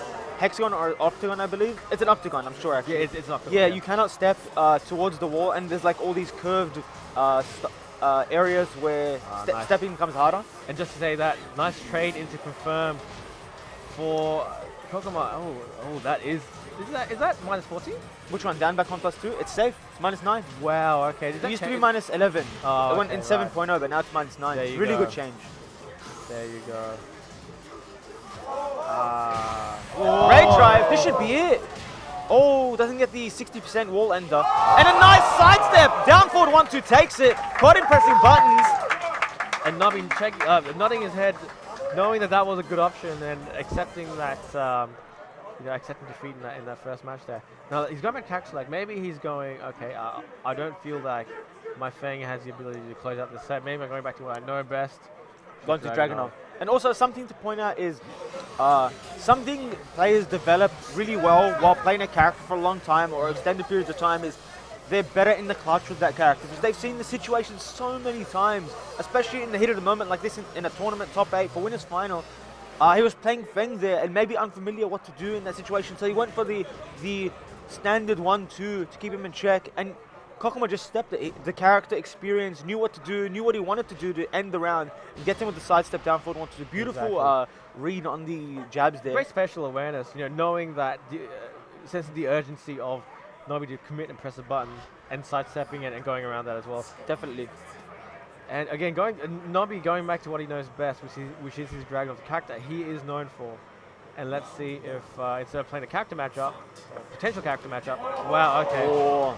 That was so unexpected. I think NOBI. That was a hard read. It somehow worked out on block. Yeah, because he was sidestepping, then blocked it, so it was off axis for the punish. We're in Precipice of Fate. We got another rounded wall stage. Nice wall carry there. He goes for the setup. So the damage is probably smart here. Oh, whiffs. Doesn't duck the wall standing 4-4, but caution forward 3, closes the round for NOBI. The long, honest legs of Dragunov makes it hard to punish the with the Wast 84-4 and Kazumi. There we Stepping the go. wrong way for that running 2. Yeah, step the wrong way. Down 2. Oh, he knew he was going to step. He's going to Did carry Wast straight to the 80 wall here. And there's that Yomi we were talking about from the down 2 a long time ago. Gets him with the running 2 straight to the noggin. Takes the round. Very good start here by NOBI. Two rounds up against kkokkoma. Plus frames from that back 1 plus 2. Can hit. No combo off the trade. 1-1-2. Oh, nice sidestep on that down for 1 there. Yep. Kazumi weak to her left side, so step right against her if you're having trouble. She does have a few moves that track that way, but relatively a good idea. Well, nice punish on that. That is frame perfect punish. Minus 12. Nice duck. Nice 3 rounds straight, just like that for NOBI. Maybe, yeah, and again, maybe he should have just stuck with Dragon the whole time. Are we going to see a Dragunov mirror match? Ooh, I don't think so. Would you dare play Dragunov against NOBI? kkokkoma is arguably the best Dragunov in Korea in terms of longer sets. In tournament, JDCR definitely. I was going to say, isn't JDCR. I was gonna say JDCR in longer sets, definitely no. Okay. kkokkoma is known for being, he was the highest rank in the world in terms of death matching with Dragunov for a very long time. And it looks like we might see it. He's looking at... Is he going to go Paul? Paul is one of his other characters. I don't think he's going to go Paul here. He may prove me wrong though, he's not going to play wrong, obviously. He's just teasing everyone now. I think we're going to see the Dragunov mirror. I don't know. Oh, and he sticks with Kazumi. I think, to be perfectly honest, I think this is the right option because he didn't do anything wrong there.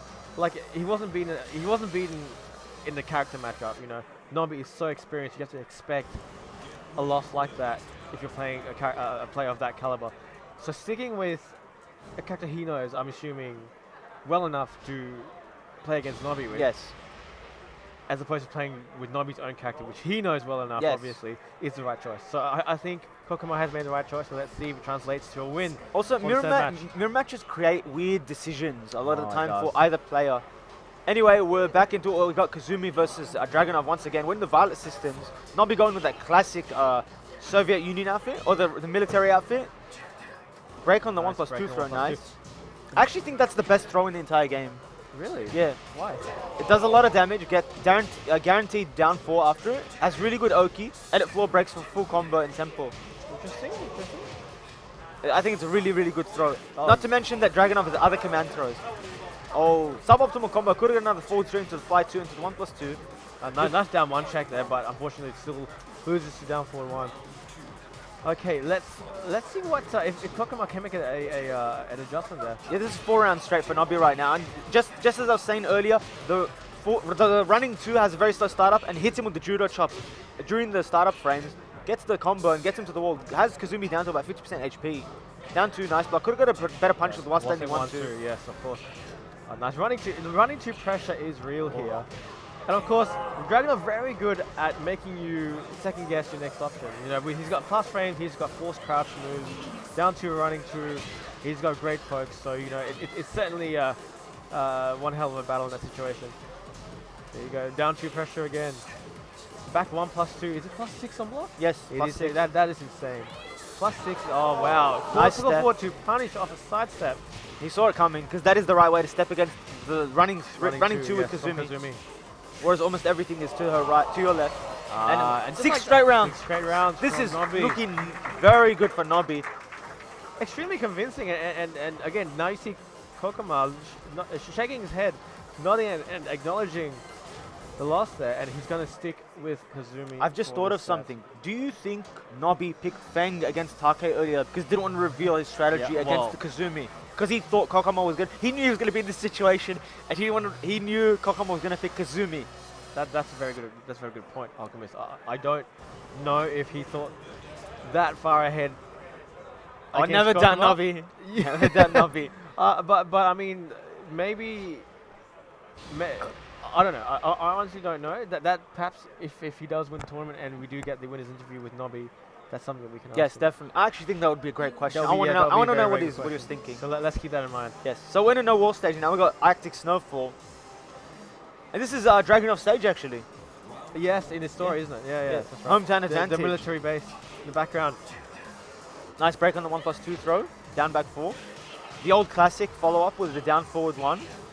Plus frames with the running 2. Nobi known as one of the better players with Dragunov simply because he has such easy access to the insta or running 2. He can do it from any range that he wants. It's almost like it's one button move.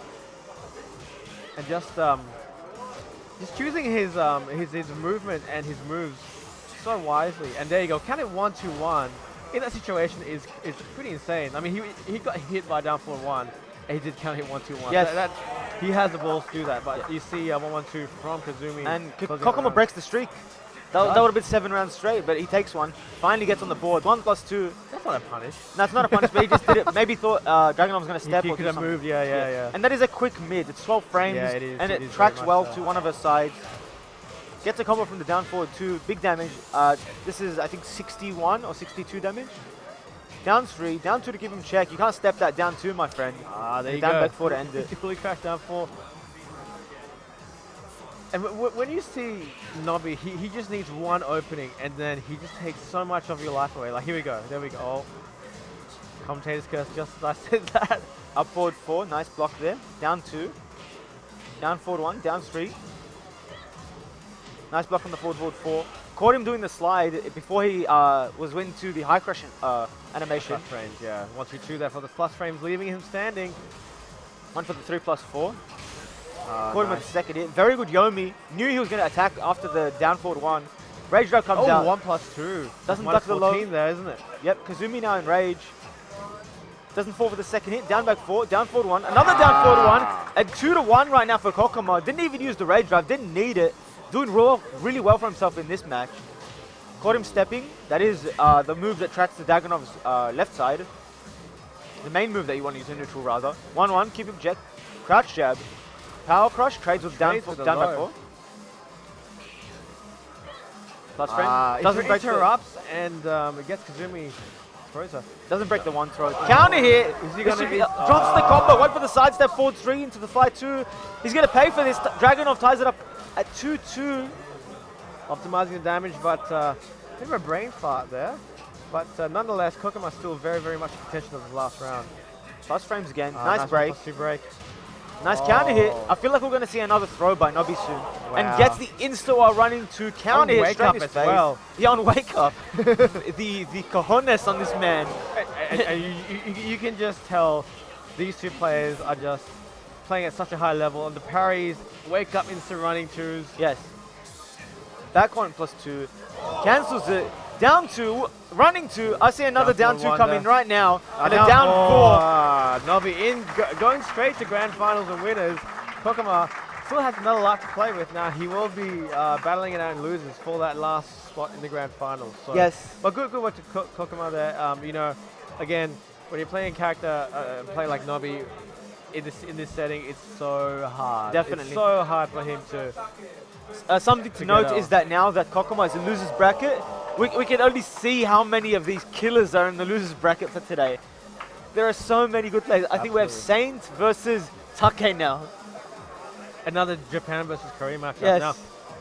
Oh, they're going for 1P. And Saint losing the toss off camera. face palming after losing the scissors paper rock best of 1 RNG. But I think Saint's going to be on the side that he is less comfortable with. Take wearing is he wearing long socks and shorts? Yes. Is that a thing in Japan? This is his traditional Tekken playing attire. Oh wow. Okay. He wore this as well at the at last year's King of the Iron Fist qualifiers. I think most tournaments I've seen him go to, he wears this. So he's not wearing tights. He's wearing really long socks. Is he? I don't know. I can't tell. If someone, they're tights. Okay, they're tights. Okay, they're tights. Well, there you go. Wow, he's trying to keep warm in the warm weather. Dressed in the YAMASA branded tights there. I'm not sure how I agree with that fashion choice. Let's see if it works out for him. He looks like a b-boy actually, but you know that might work out for him.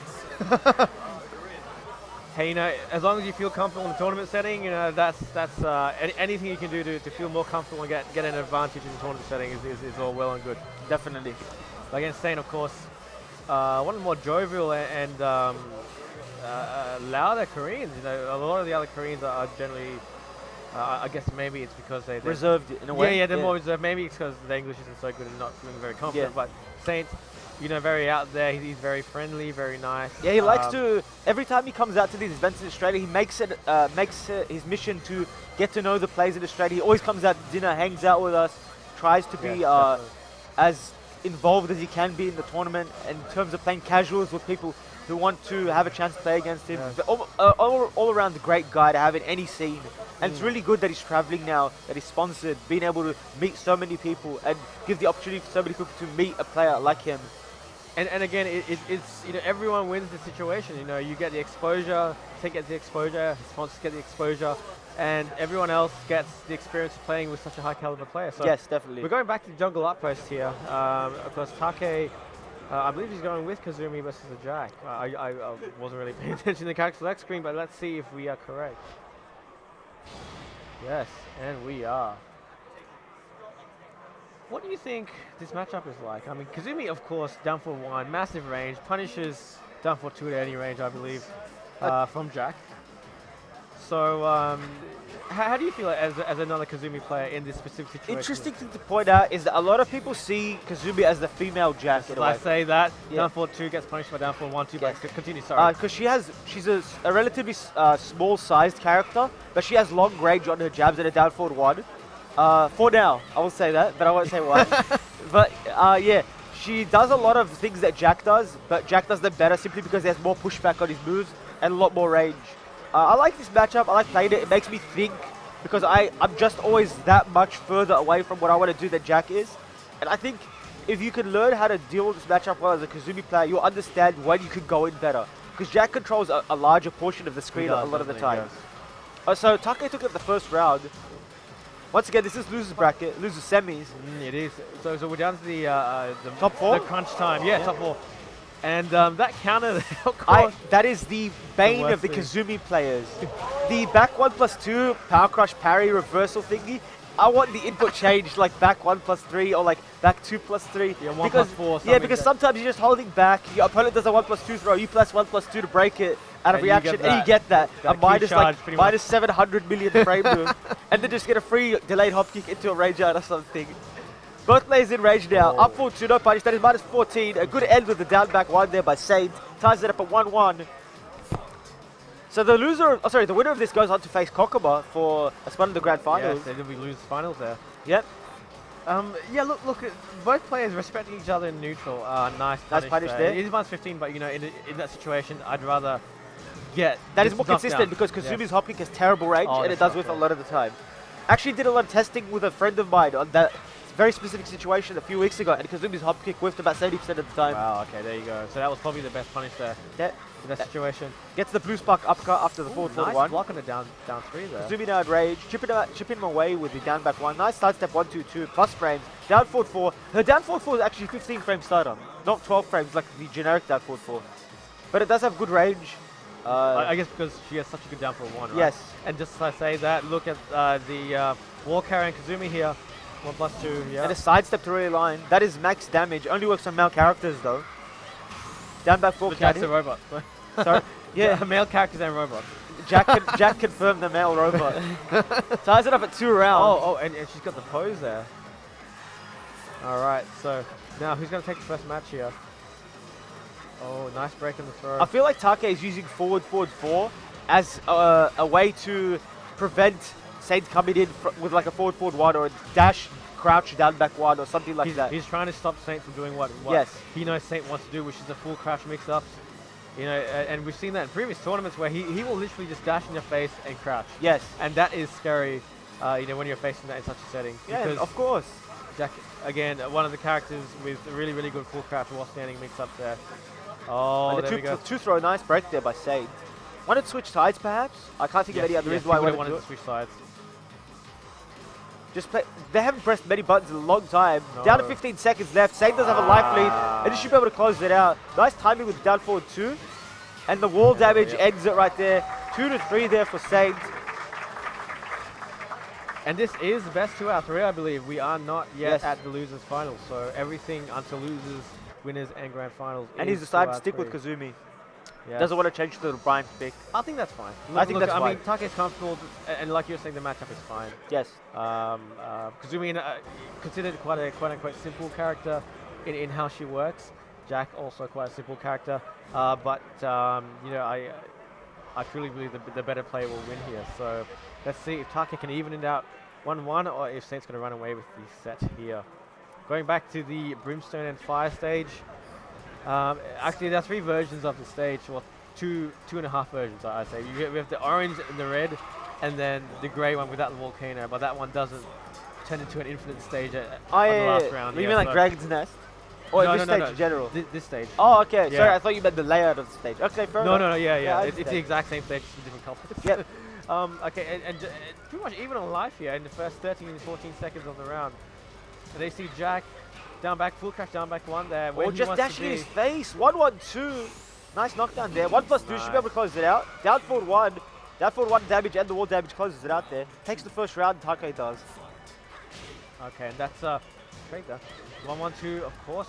Great knockdown punish. +2 frames. Gets him ducking. Doesn't commit to the second hit. Could have gotten a decent damage in there. That would have looked very punishable indeed.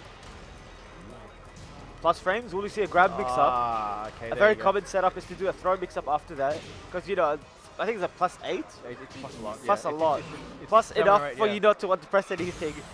Forward 1 and EWMGF or something. I don't know what it stands for. I don't know what it is. But that blue spark uppercut, that is guaranteed if you do it very, very fast. Saint seems to have it down, but it's very difficult to do. Oh my Dashes god, up look as at a that one standing 1+2. He actually did that in the last tournament that he was at, and in the final round, And I was Nice very stuff. surprised to see it. I can't remember who he did it against. It was not a very common move Yeah. used off Jack's arsenal here. It was in the grand finals of the Tokyo Masters. He used it I the very last round, and I remember the commentator specifically saying, "Wow, you don't see that move very often." And now I'm in the same position Again, because you don't see we're that move saying often. that again because it is launch Oh, punishable. and that reached. Could have gotten a forward 4-2 wow, and a look dash at boost ends that. it. Was that a sidestep dash boost or was that just a dash boost? I think he Or just that- did it. And he crushed the 4. I think. Yeah, Well, there you go. because he has like a sway yeah, back at the start. he has a mini duck. Forward 4-2. Yeah, that's very bad on block as well. Kazumi does not get a punish on that, unfortunately. Went for the second hit this time. I think every hit is launch punishable. I'm pretty sure it is. Yeah. Every hit, unless it's parryable as well. Yeah. So strong lead now for Saint, and he does take it, Wow. eliminating Take. Saint moving into top 3. Looks like we're going to see a Korean versus Korean losers final right now. Kkokkoma versus Saint. Okay, so the only history I have, the matches I've seen these two play recently were at, I want to say, Rev Major top 8, where Kkokkoma eliminated Saint for the 5th spot. There you go. And he was playing Kazumi. But then he ended up losing to Take. In a Kazumi mirror. Okay, well there you go. Well, that's not going to be what's going to be happening today, is it? Because we've got Kkokkoma, Take out. Yes. And Kkokkoma now coming up to play Saint. Looks like they're just taking a bathroom break. Something's happening. Maybe they can't find. Maybe they can't find Kkokkoma. I don't see him around anywhere. It's fine. We'll get them back on stream as soon as possible. We'll be here regardless. Once again, thank you for everyone tuning in. We hope you're enjoying the matches. I know I am. The crowd here is hyped. We've got a packed audience. We've got other games happening as well. But right now, the most important game of all is on stream right now. We've got Tekken. Very, very much so. And again, you know, we've got such a stacked bracket, especially in the top 8. How do you think our local boys went? You know, even though I'm very happy with how well Australia did in this tournament. Just as I said earlier, just making top 8 in such a stacked tournament is difficult enough, especially when you have at least one international in every pool. And a lot of players moved on out of their pools, out of top 32, out of top 16, and all the way into top 8 simply because they beat one of the internationals. That's enough for anyone to be proud of. Like, especially these years in Tekken 7, where Tekken 7 is getting more exposure, we see a lot more people traveling. You know, having the opportunity to play against these players and seeing how well we can do is a great thing. Oh, and I agree with you, exposure as well. Any event where we can get such competition is definitely great for not just our scene, but I believe the international scene as well. All right, so Kkokkoma is on deck. He's on stage. Now we have Tournament Nazir Yusuf. He's helping set up. So just before we get back into it. I don't really see these two play outside tournament. Like, they don't really deathmatch each other online or anything like that, do they? I've never... I know they're friends in real life. They used when JDCI used to stream often from the arcade, both of these used to frequent his stream. They used to sit down together and talk and just play. Nice. But they never used to verse one another. Also, from what I remember, Saint very rarely plays PS4 online. And he doesn't have... I think he said he doesn't have the PC version. Oh, okay. And same thing with JDCR, because they travel too much to commit to the PC version. But I know that JDCR has made the switch recently because he just felt like it's really uncomfortable for him to play on PS4 because of the input lag or some issues or whatever he was complaining about. But yeah, I don't know. You're probably right. I don't know if these guys play one another very often. Yeah, I don't really, I don't recall many times where I've seen these two in the same, in the same tournament, apart from as of late. But anyway, obviously the Saints locked in Jack here. Now, thinking the brown or blue trunks. So he goes with blue. Okay, is he gonna go Dragunov? Now we have it. This is a very classic matchup for Tekken 7 because we see it in almost every tournament top 8. It's like JDCR versus Saint. Dragunov actually a really good character against Jack because... Yeah, I was just going to say that. Is there a specific reason about that? Is it because Jack has to eat the mix-up because he's so big? Yes, that's one of the main reasons. A lot of the Koreans say that Dragunov is a very good pick against Jack. No, it's not a counter pick, it just has the tools to deal with him. It has good moves like running 2, because if you could do it instant wall running 2, you could catch Jack on approach. You have down forward 4 for keep out. You have really good blows with down 2, and Jack can't step afterwards. A lot of the time, if you do down 2, then a backdash, Jack's fall will whiff because it's short range. Dragunov could punish almost all the these moves with pushback that Jack has with forward 1+2 or running 2, something like that. Even the blue spark uppercut, you can launch that with forward 1+2 a lot of the time. It is minus, yeah, Lars gets a, I'm last player, so I know Lars does get a 17 frame punish. But here we go. Kkokkoma now eating 2 4-1 to the face. Also, another reason is that Dragunov controls the tempo just as well as Jack does, except he has like more rewarding counter hit pokes. Yes, of course. Oh, and that realigned? Yeah. I'm really surprised that realigned at the wall. Running 2, plus frame, both players in rage now. Doesn't do the second hit, instant while standing 4 takes the round. Nice work there by Kkokkoma. Once again, this is finals, this is best of 5. Oh, nice conversion off the float with the down forward 2 there. Gets him to the wall. No shoulder. Unlucky with couldn't the punish. range, Nice duck, but no while standing 1. Maybe he didn't expect the high there. Or maybe he expected a common setup is a while standing 1-2 into a reversal. A lot of online Dragunovs love to do that. Oh, I have a feeling that I think Kkokkoma was above that level. Yeah, I'm pretty sure But he is. you never know, anything can come out in the tournament. I mean, Satan was versing a few Dragunovs in pools, so you never know. He was. He's got some post-traumatic stress disorder. And nice down forward 2 hit there. Ties it up at 1-1. Win Salt. I like this stage for either character. You know, War's good for almost any character, but Jack gets those rounds where they're just like Jack rounds where you get a combo at start of the wall at the round and they're already at the wall. Perfect time, there's perfect spacing towards the Yeah, wall. and they can't do anything. They're just like, oh, okay, so I've already lost and I have 70% HP still. Nice plus frames for the running 2. Up forward 4, good prediction on the down back 1 right there. Jack in rage. Down forward 2. Down forward 2 again. Oh, and there's the rage up. Baited it. This won't kill, obviously, but a lot of damage. And he gets knocked down as well. Yep. That's very important. Next to the wall. Dragunov, this is important to note, Dragunov does not have rage. Now he does, but is it too late? Doesn't kill. Goes for the forward 1. Doesn't work out for him. Gets punished with the wild stand. Oh, sorry, the get up 4. Yep. The get up kicks. Oh, and just as you were saying, commentators cursed that. Back 3-2, and yeah, there you go. 40%, just like that. Oh, and the scissors gets him. Forward 3. And the set play. Gets the count hit. Very risky because the last hit is minus 14 if you don't count hit confirm it. No second hit. Maybe could have got him with a counter hit. Nice break of the 1+2 throw. Dragunov does have rage. Gets hit with the second hit. There we go. And might be it here. The wall damage will kill. Yeah, and it does. Ties it up at 2-2. Ooh, just dashing in his face. And you can see when you see that happening with Sen, you know he's confident. Goes for the last hit and a nice punish. There you go, nice punish there. Gets it with the second hit. Down back 4. There's no guarantee. No punish! He could have got a while standing 2. Oh, actually, have you seen the thing where if Jack does full crouch down forward 1+2, 1+2, Dragunov's while standing 2 whiffs in between hits? Maybe that's why. Actually, yeah, maybe he practiced it beforehand and it's just muscle memory that failed him this time. Down 2, down 4, nice block. Can Saint close it out? Just needs 1 hit and he does. The 2 reaches the punish. Now, I'm interested to see if Kkokkoma will actually be switching back to Kazumi or if he's going to be confident enough to play Dragunov. He's going to be playing Dragunov. And again, that's... if he's comfortable in the matchup, there's no reason not to play Dragunov. You know, he just wants the stage select right now. Yeah. Maybe just time to catch a breather. Sorry, go on. Being, you know, a lot of these high-level Koreans actually play multiple cacks in tournament. NOBI too, evidently. But Saint is one of the solo character loyalists here. Quite rare, actually. Even JDCR plays 2 characters. But, yeah, look, let's see if Kkokkoma can actually make a few adjustments. Yep, definitely. He was actually playing quite well in that entire match, but Saint just edged it out at the end.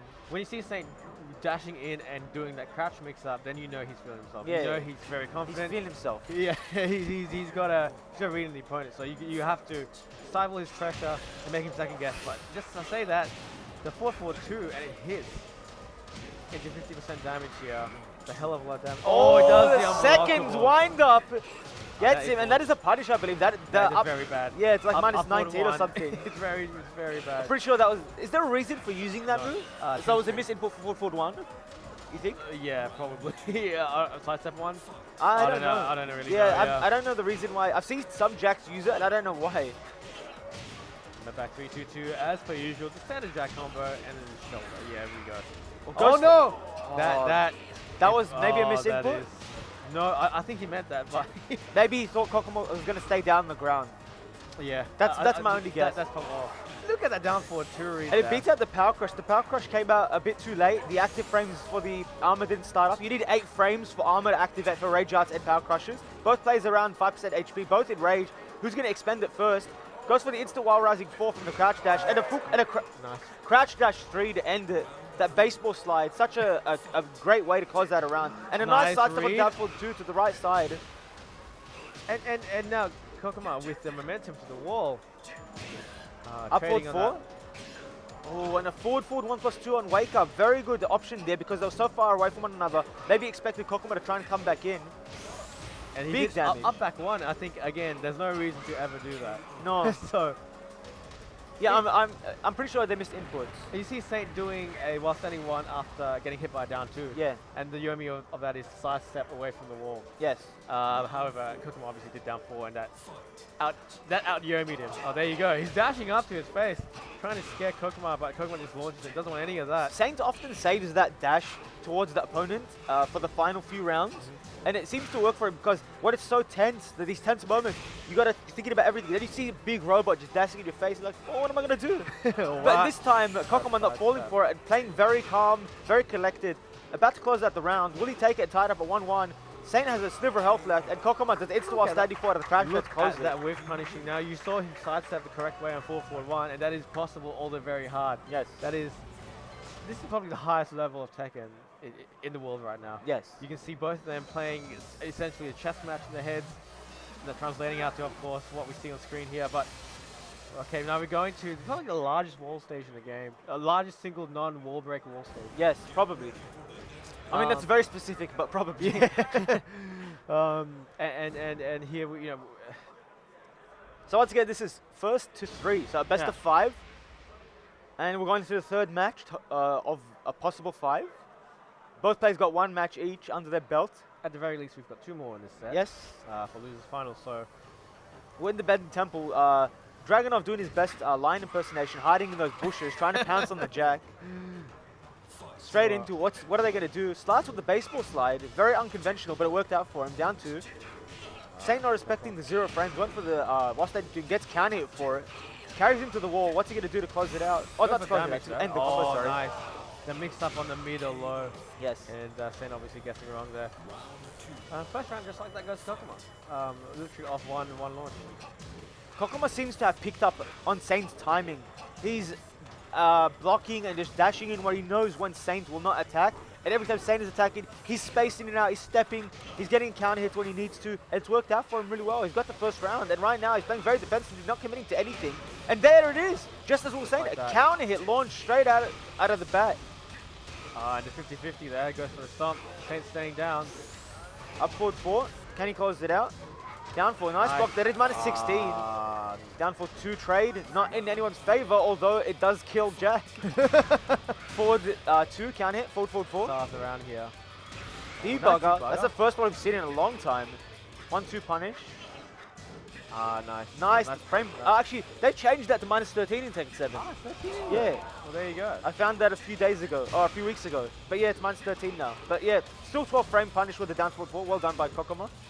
Both players down to about 50% HP. Will we see someone going to rage? I'm sure we will. 30 seconds left on the clock, and there's the rage. Goose block uppercut, forward 4. Oh, nice break at break 1+2. Now, again, Dragunov with rage is very scary because he has access to one of the best rage drives in the game, which is I was going to say his better version of his while running too, but doesn't even get to use it there. And we see Saint starting with a duck. Oh, we see him doing the crouch mix-up. There we go. We see him chipping away, and makes he's really comfortable and feeling himself right now. There we go. He's just going to that while standing. I think that was a throw. I think that was meant to be forward 1+2, but he got 1+2 instead. Forward 1+2 instead. Down 2. Saint respecting the frames on that. Doesn't want to press anything, maybe scared of a backdash. As I was saying before, he does have short legs. While standing 4 won't hit. While standing 2, that does track to Jack's right side. which is the side you want to step from crouch against Jack. Although he does have a good tool. Down forward 2, nice punch. Both players in rage now. Down forward 2 again. Trying to keep him out with the long legs of Dragon. Gets a baseball like counter hit. Takes it again. And 2 straight matches for kkokkoma. Has a 2-1 lead over Saint. Saint looking at facing elimination right now. Will we see a character select? Did he go stage select? He went stage select. Okay, wait, stage select. So we're sticking with, well, either way, Saint is stuck with Jack for the rest of the set, but that's not really an issue for him because he is such a character loyalist in a sense. But and obviously it is his best character. Oh, by far. Yeah, by far. But kkokkoma, obviously having the option to change if he does need to, up his sleeve, being in the lead at the moment. Twilight Conflict, I know a lot of Koreans love this stage with the balcony break on the far side. I remember we're doing commentary for BAM 9 and one of the finals matches was in this stage. And we're talking about how highly contested that wall break was. People would like basically not press buttons and just try to steer the opponent in a direction where any move they did would cause a wall break. And I think it went 3 straight rounds without a wall break because they were just trying to work around it. Let's see if that happens here. Right now, they're nowhere near it. Jack positioning to push his opponent near it right now. He's going to flow very close to the wall right now, very close to that the balcony, the breakable balcony here. kkokkoma working his way out, stepping to the right side. He's got his back to the wall. Jack making his way into that corner.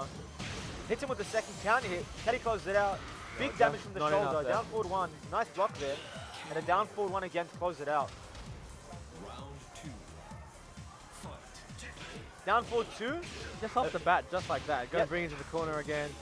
Here goes 50% of your life. There we go. That's big damage. Down 4. Safe low. Forward 1. Nice block there by kkokkoma. Nice Good low parry. On that. You have to low parry that because that is a safe low. It is safe low. Oh, there you go. I didn't know that. Yeah, it's really, really annoying. Forward 1. Down forward to keep him in check. Doesn't go for the third here. Does have a 2-1-2. Nice 1+2 break there. Up forward nice. 4. Forward 1. And of course, with the blue spark uppercut, closing the round. 2-1 start the round there by kkokkoma. Breaks the volcano buster. Breaks it again. Nice Sidestep right down forward 2. Breaks the tombstone. Excellent Very good breaking there. Yeah. Of course, the Koreans are known for their defense as well. Gets him to the wall. Back 3-2. Perfect Shoulder. Boom. Big damage. Jack almost in rage now. Goes for the... I don't know what that move is called. The something press. Pancake press. Yeah, pancake press. That's the one. They changed the input for it in this game. It's like down forward 1+3 now. Yeah, it's been like for a while. Oh, it has it? Okay, sorry. I'm not a Jack player. Good to know, though. There you go. My legacy knowledge is a bit questionable at best. So kkokkoma breaks the 2-round streak. Takes one for himself. 2 rounds away from eliminating Saint. The Saint's looking really strong in this fourth round here. And that 4-4-1, I was just about to say, that 4-4-1 is working out so well for Saint. Blue spark uppercut to end it and 7 golden letters. That is a perfect. And kkokkoma now, I think twice before he sidesteps that, or twice sidesteps 4-4-1. Now Jack just flexing right there. We have to stare at Jack flexing. Anyway, sorry, continue. I was just going to say, if kkokkoma wanted to change character, he could at that point, but he's chosen to stick with Dragunov, and again, probably a wise choice. In this set, we see a lot of adaptation between kkokkoma and Saint back and forth. You know, we see Saint feel himself with the crouch mix-ups, and we see kkokkoma just rolling a train in some rounds against Saint. So I'm keen to see who closes this one out. Who has the run back, or well, who has the chance to fight NOBI? Who has the clutch? Who has the clutch Who's clutch enough to take this? Yeah, this is, as you're saying, whoever wins this takes it. Yeah. Whoever loses goes home. That's it. Whoever wins this gets to the grand finals of OHN 2017. For a chance to fight NOBI for the title. Yes. Being NOBI in 2 sets is going to be tough, but you know, one match at a time. Working your way back from losers bracket in the grand finals is always difficult, but we saw Norma do it in the arguably the hardest tournament ever for Tekken 7. In a Korean tournament, and Norma with Jack winning. Oh, that's insane. Nice up forward 4 there. Getting a bit of momentum his way now. We'll get him with the second hit too. Nice break on the 2 throw there. No duck on the second hit. You don't see that move often, so when you do get hit by it or block it, you're like, oh wow, he really went for that. You know what I mean? Like, yeah, that's what you think. Get him with the second, the forward 1 into the blue spark uppercut. Been hitting that a lot. Dragunov can't actually punish forward 2 consistently. He gets a back 3 at closer ranges, but you can't launch it with 30-16. Goes for the setup. I want to see another down 2 to a crouch jab. Will you see that? Debugger. Jack in rage and a nice block and a shoulder to punish it. Maybe thought the YAMASA 2 would whiff. Didn't need it. Shoulder was enough damage to close it out. Ties it up at 1 round to 1. And we are even with 1-1 apiece here, but just to say that, we have Saint going to the wall, bring kkokkoma to the wall rather, poking away with that safe low. Oh, and nice. frames, didn't need it, took the damage instead. Dragunov in rage, nice break on the 1+2 throw there. Down 2 again and gets him with the, catches him out of the running 2 with the while standing 2-1. Match point now for Saint. Just like that, down and the forward perfect 2. timing on the down forward 2. Caught him stepping forward, getting his face. Up forward 4, forward 1. Such a reliable move for Jack. Used for so many things. Down 2. Working on a perfect right now. 7 gold letters. While standing 4 ends that streak for him.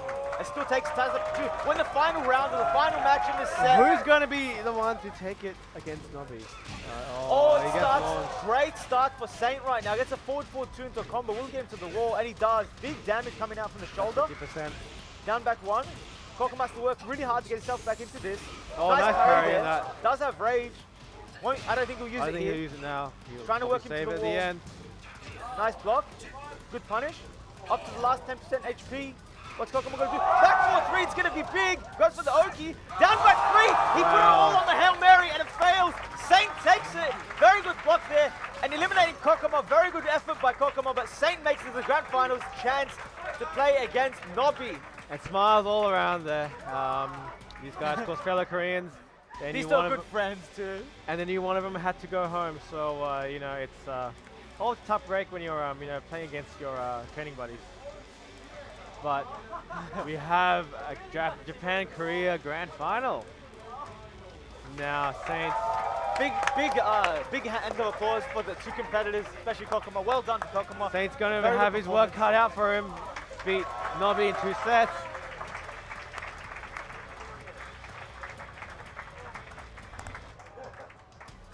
And yeah, so as you can see the players start up here. So while waiting for the grand final to start, just a quick shout out to our sponsors. We got ViewSonic, arguably the most helpful sponsor of this tournament. They gave us monitors that we have. They gave us over 100 monitors at the moment. Yes, so thanks, a shout out to them, and a big thank you as well. Big thank you to ViewSonic. Big thank you to Razer, who provided the headsets for the players on the setup as well as the stream. I really like these. Right here. Right. Yeah, right. These are really good actually. I really like them. They're not too not clunky. Yeah, not clunky. Really, they really feel good. light, and they're not pushing my head to like inwards. So it's gonna explode. Thank you to Razer. Thank you to Just Fry. They gave everyone like a chance to get free fried chicken if you just make it all the way to their store. I never got there because it's out of my way, but thank you very much to Just Fry. If you're in Sydney City, it's on George Street. So I highly recommend it. We went there last night. Yep. Definitely exactly quality chicken that they give you. And for finally, nothing at all. a thank you to Bandai Namco for supplying Tekken 7, as well as 4 setups for Dragon Ball FighterZ. Did you get a chance to play it? No, I didn't, but I did see a lot of interesting stuff in that game. So I'm really looking forward to when it actually comes out. So definitely having a game of that caliber at a tournament like this. I can't wait for it to be released. Oh, are you looking forward to playing it? Yeah, I actually am. I never thought I'd play an anime sort of game, but you know, this is. I might just have to start. I might just have to start on my anime game journey. But here we have NOBI versus Saint Grand Finals. First match coming up. Of course, Saint has his work cut up for him. 2 sets of best of 5 against one of the best Dragunovs in the world. I think that is one hell of a feat.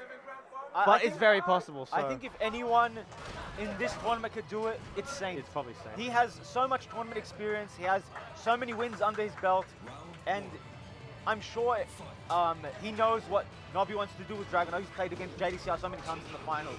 Just as we were saying that, perfectly timed up forward 4 yes. to avoid the low jab there. So it's not displayed on the screen, but just to clarify for you guys, we got NOBI on winner's side and Saint on loser's side. Grand finals for you guys here at OHN15 2017. You got Tekken 7 action. And there we go. We'll put it up on screen for you guys. Okay. Now, again, we have Saint chipping away, and there we go. Whiff punish, perfect whiff punish on that with the launch. Oh, went for the jump over setup. I don't think he needed it. No, Shoulder would have been a lot of damage. But he wanted to finish him off. Wall break, rage drive. Okay, 4-1. Oh, there we and go. the instant rage drive from point blank.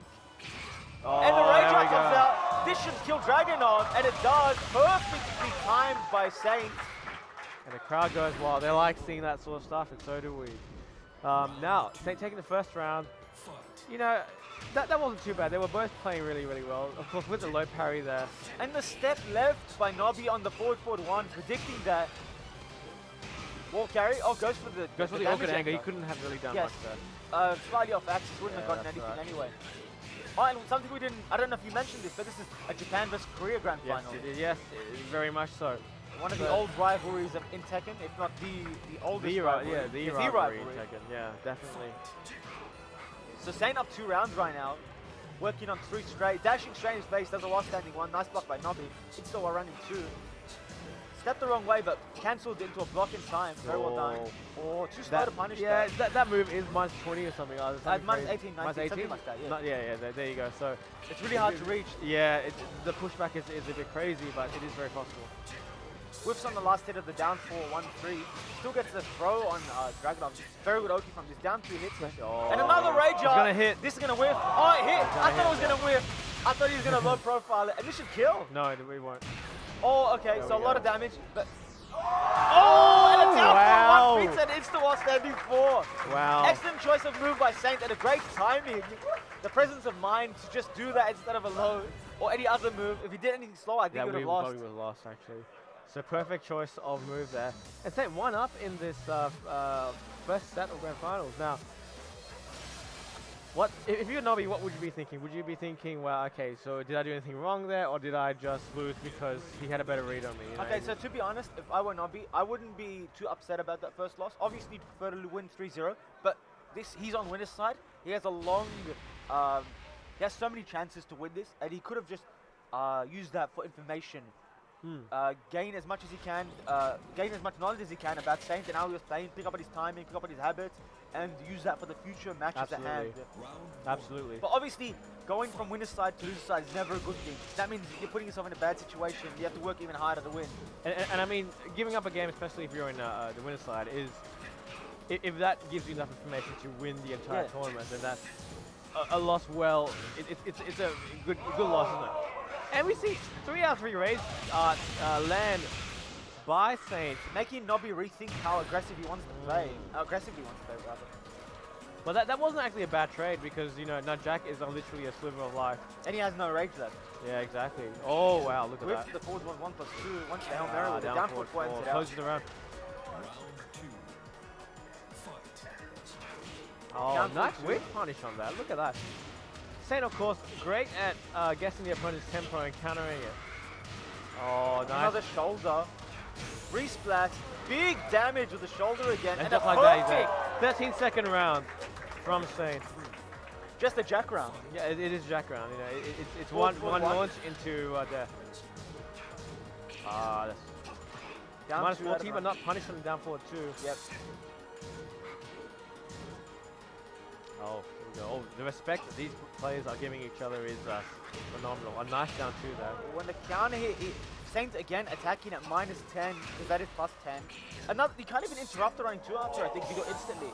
You see that? He did back 1+2, but Saint did a 1+2 grab, and he just broke it anyway because he's matching 1+2. Oh, yeah. So quite unlucky for Saint. Otherwise, you're right. He's on +4 after running 2, and he's +5. +5. Well, there you go. +5. And Jack is doing a throw. Yeah. so you're right. Like He likes to attack on negative. Saint likes the Yomi. Saint likes the When a making power second cross, guess yourself. There you go. you don't see it often, but when you in that situation, it worked out really well for NOBI. Oh, Nice break break. tackle there. Down 2. Chipping him away. Has about 15% HP. Dragonov in rage. Playing very, very patiently right now. Saint backdashing away out of there. Doesn't want to stay in range 0. Oh, that that was a not- misinput. That would have been one bad thing. if he whipped it and NOBI whip punished it. Nice break on the throw there. Lost 84. Sliver of life. What's NOBI going to do to come back in? Running 2 again. Goes for the second hit. Saved it for when he needed it. Down 2. Is he going to make a comeback? 10 seconds left. Saint hasn't pressed the button in a long, long time. Just backdash it out of there. Doesn't want to press anything. Forcing NOBI to come to hit. And here come the He does Hyenas have on the range. ground. Down 4-1. Oh, And it beats down out the running 2. 4-1. Ties it up at 2 rounds with 2 seconds left on the clock. Very good patience there by Saint. You see Saint just neutral guarding. He's not even holding back. He's just standing there. And Saint showing, I have no fear here. You come to me. Because I don't have to fight you in your game. That was so hard to call because I didn't know what was going to happen. Yeah, that was an interesting round. And look at Saint. Stoic. Not showing it. He's not doing anything. We're known for seeing him dash in someone else's and he's back dashing it. And this is one hell of a match at the moment. Oh, he's changed his pacing. He wants to force something that is fortuitous for him and rather than for put Nobby to committing to a long-range telegraph move. Yes. Isn't that right? So anything that he can see Nobby do and counter, so it gives him more time and more opportunity to counter. Yes. So like that, you see. And this is the tournament prowess that Saint has. We're down to last 7 seconds. Nice punish. That is launch punishable. Maybe saw the second hit. Great stripe hit! Should be able to close it out, and he does with 1 second left on the clock, and we saw a 0 close it out there. Very well done by Nobby. Takes it away from the hands of Saint. With a little smirk on his face, knowing that he nearly got away with murder. But playing so defensively, and at the one split second he pressed something or held forward, he gets hit with the range drive. And 2-1, 2-1. No, 1-1 actually. 1-1? Yeah, I think it's 1-1. No, sorry. I mean, Jack's 2-1, 2-1. Oh, yeah, sorry. That took off a lot of damage. Oh, no, yeah. I think that was the that turned the tide because getting those four jabs really helped. As I was saying before, I was interrupted by the amazing moment. This is one of the things that Saint is probably really good at, as well as Nobby. In the longest set, especially in the finals, in tournament where you can control how you want to play, you reserve your more aggressive play for later on. You start off fast, you slow down a bit, try to pick up on what opponent's doing, then go back fast when they least expect it. I think that's why he switched to a more backdashing defensive style, just waiting for Nobby to come to him. Absolutely, and you know, again, making him making Nobby uncomfortable. Yes. In that situation. And that's back too. That's actually, that was a really good time to use that, I was going to say. The first one of the top 8, actually. And this is like a time where we start seeing moves we haven't seen in a long time because they're just reaching deep into their pockets for everything that they have. Forward 1 and a boost back up that follow as we see, which is signature of Saint right now. Big combo. Same with the reads there. Optimized. Big damage. Oh, that's going to be... he might have been able to launch that from that range. Doesn't need it. Forward 2 counter into forward 1. Is forward 1 guaranteed after forward 2 all the time? Range dependent. Yeah, I thought so. So, yeah, 4 always. Yeah, but it was at near the wall, so the exactly. I think 1 probably does more damage. Yeah. Oh, there you go. Oh, while standing 1, nice punish from Nobby. Nice down 2. They actually made back 4, 2-1 with Dragunov, +1. Last year, is it only +1 now? Back 4-1. Back 4, 2-1. 2-1. Last year it's +1 now. Oh, it's only +1 on what? Yeah. It used to be +5 or something. No, that's not hit. Sorry? Yeah, it used to be +2 or 3. I think. Oh, really? Yeah, it's +6 on hit, I think. No, +8 on hit. What about on block? Yeah, it used to be +2 or 3, I think. Oh, okay. Yeah. But now it's only +1. Well, there you go. Yeah. Nice 13 frame punish. The first 4 for 1+2 throw not broken here and by it's Saint. really both players in rage. Very close. Oh! And another rage drive finish for Nobby, and in the final round as well. Wow, okay. The timing on these rage drives is spectacular. And Nobby on championship point here. Now he's you know, he's got to be excited. He's got to realize that he can't let it all go downhill from here. And Saint, on the other hand, has to realize a lot of things very quickly. Now, he's only got 1 more match to kind of turn the tide. Well, and then another if he wins.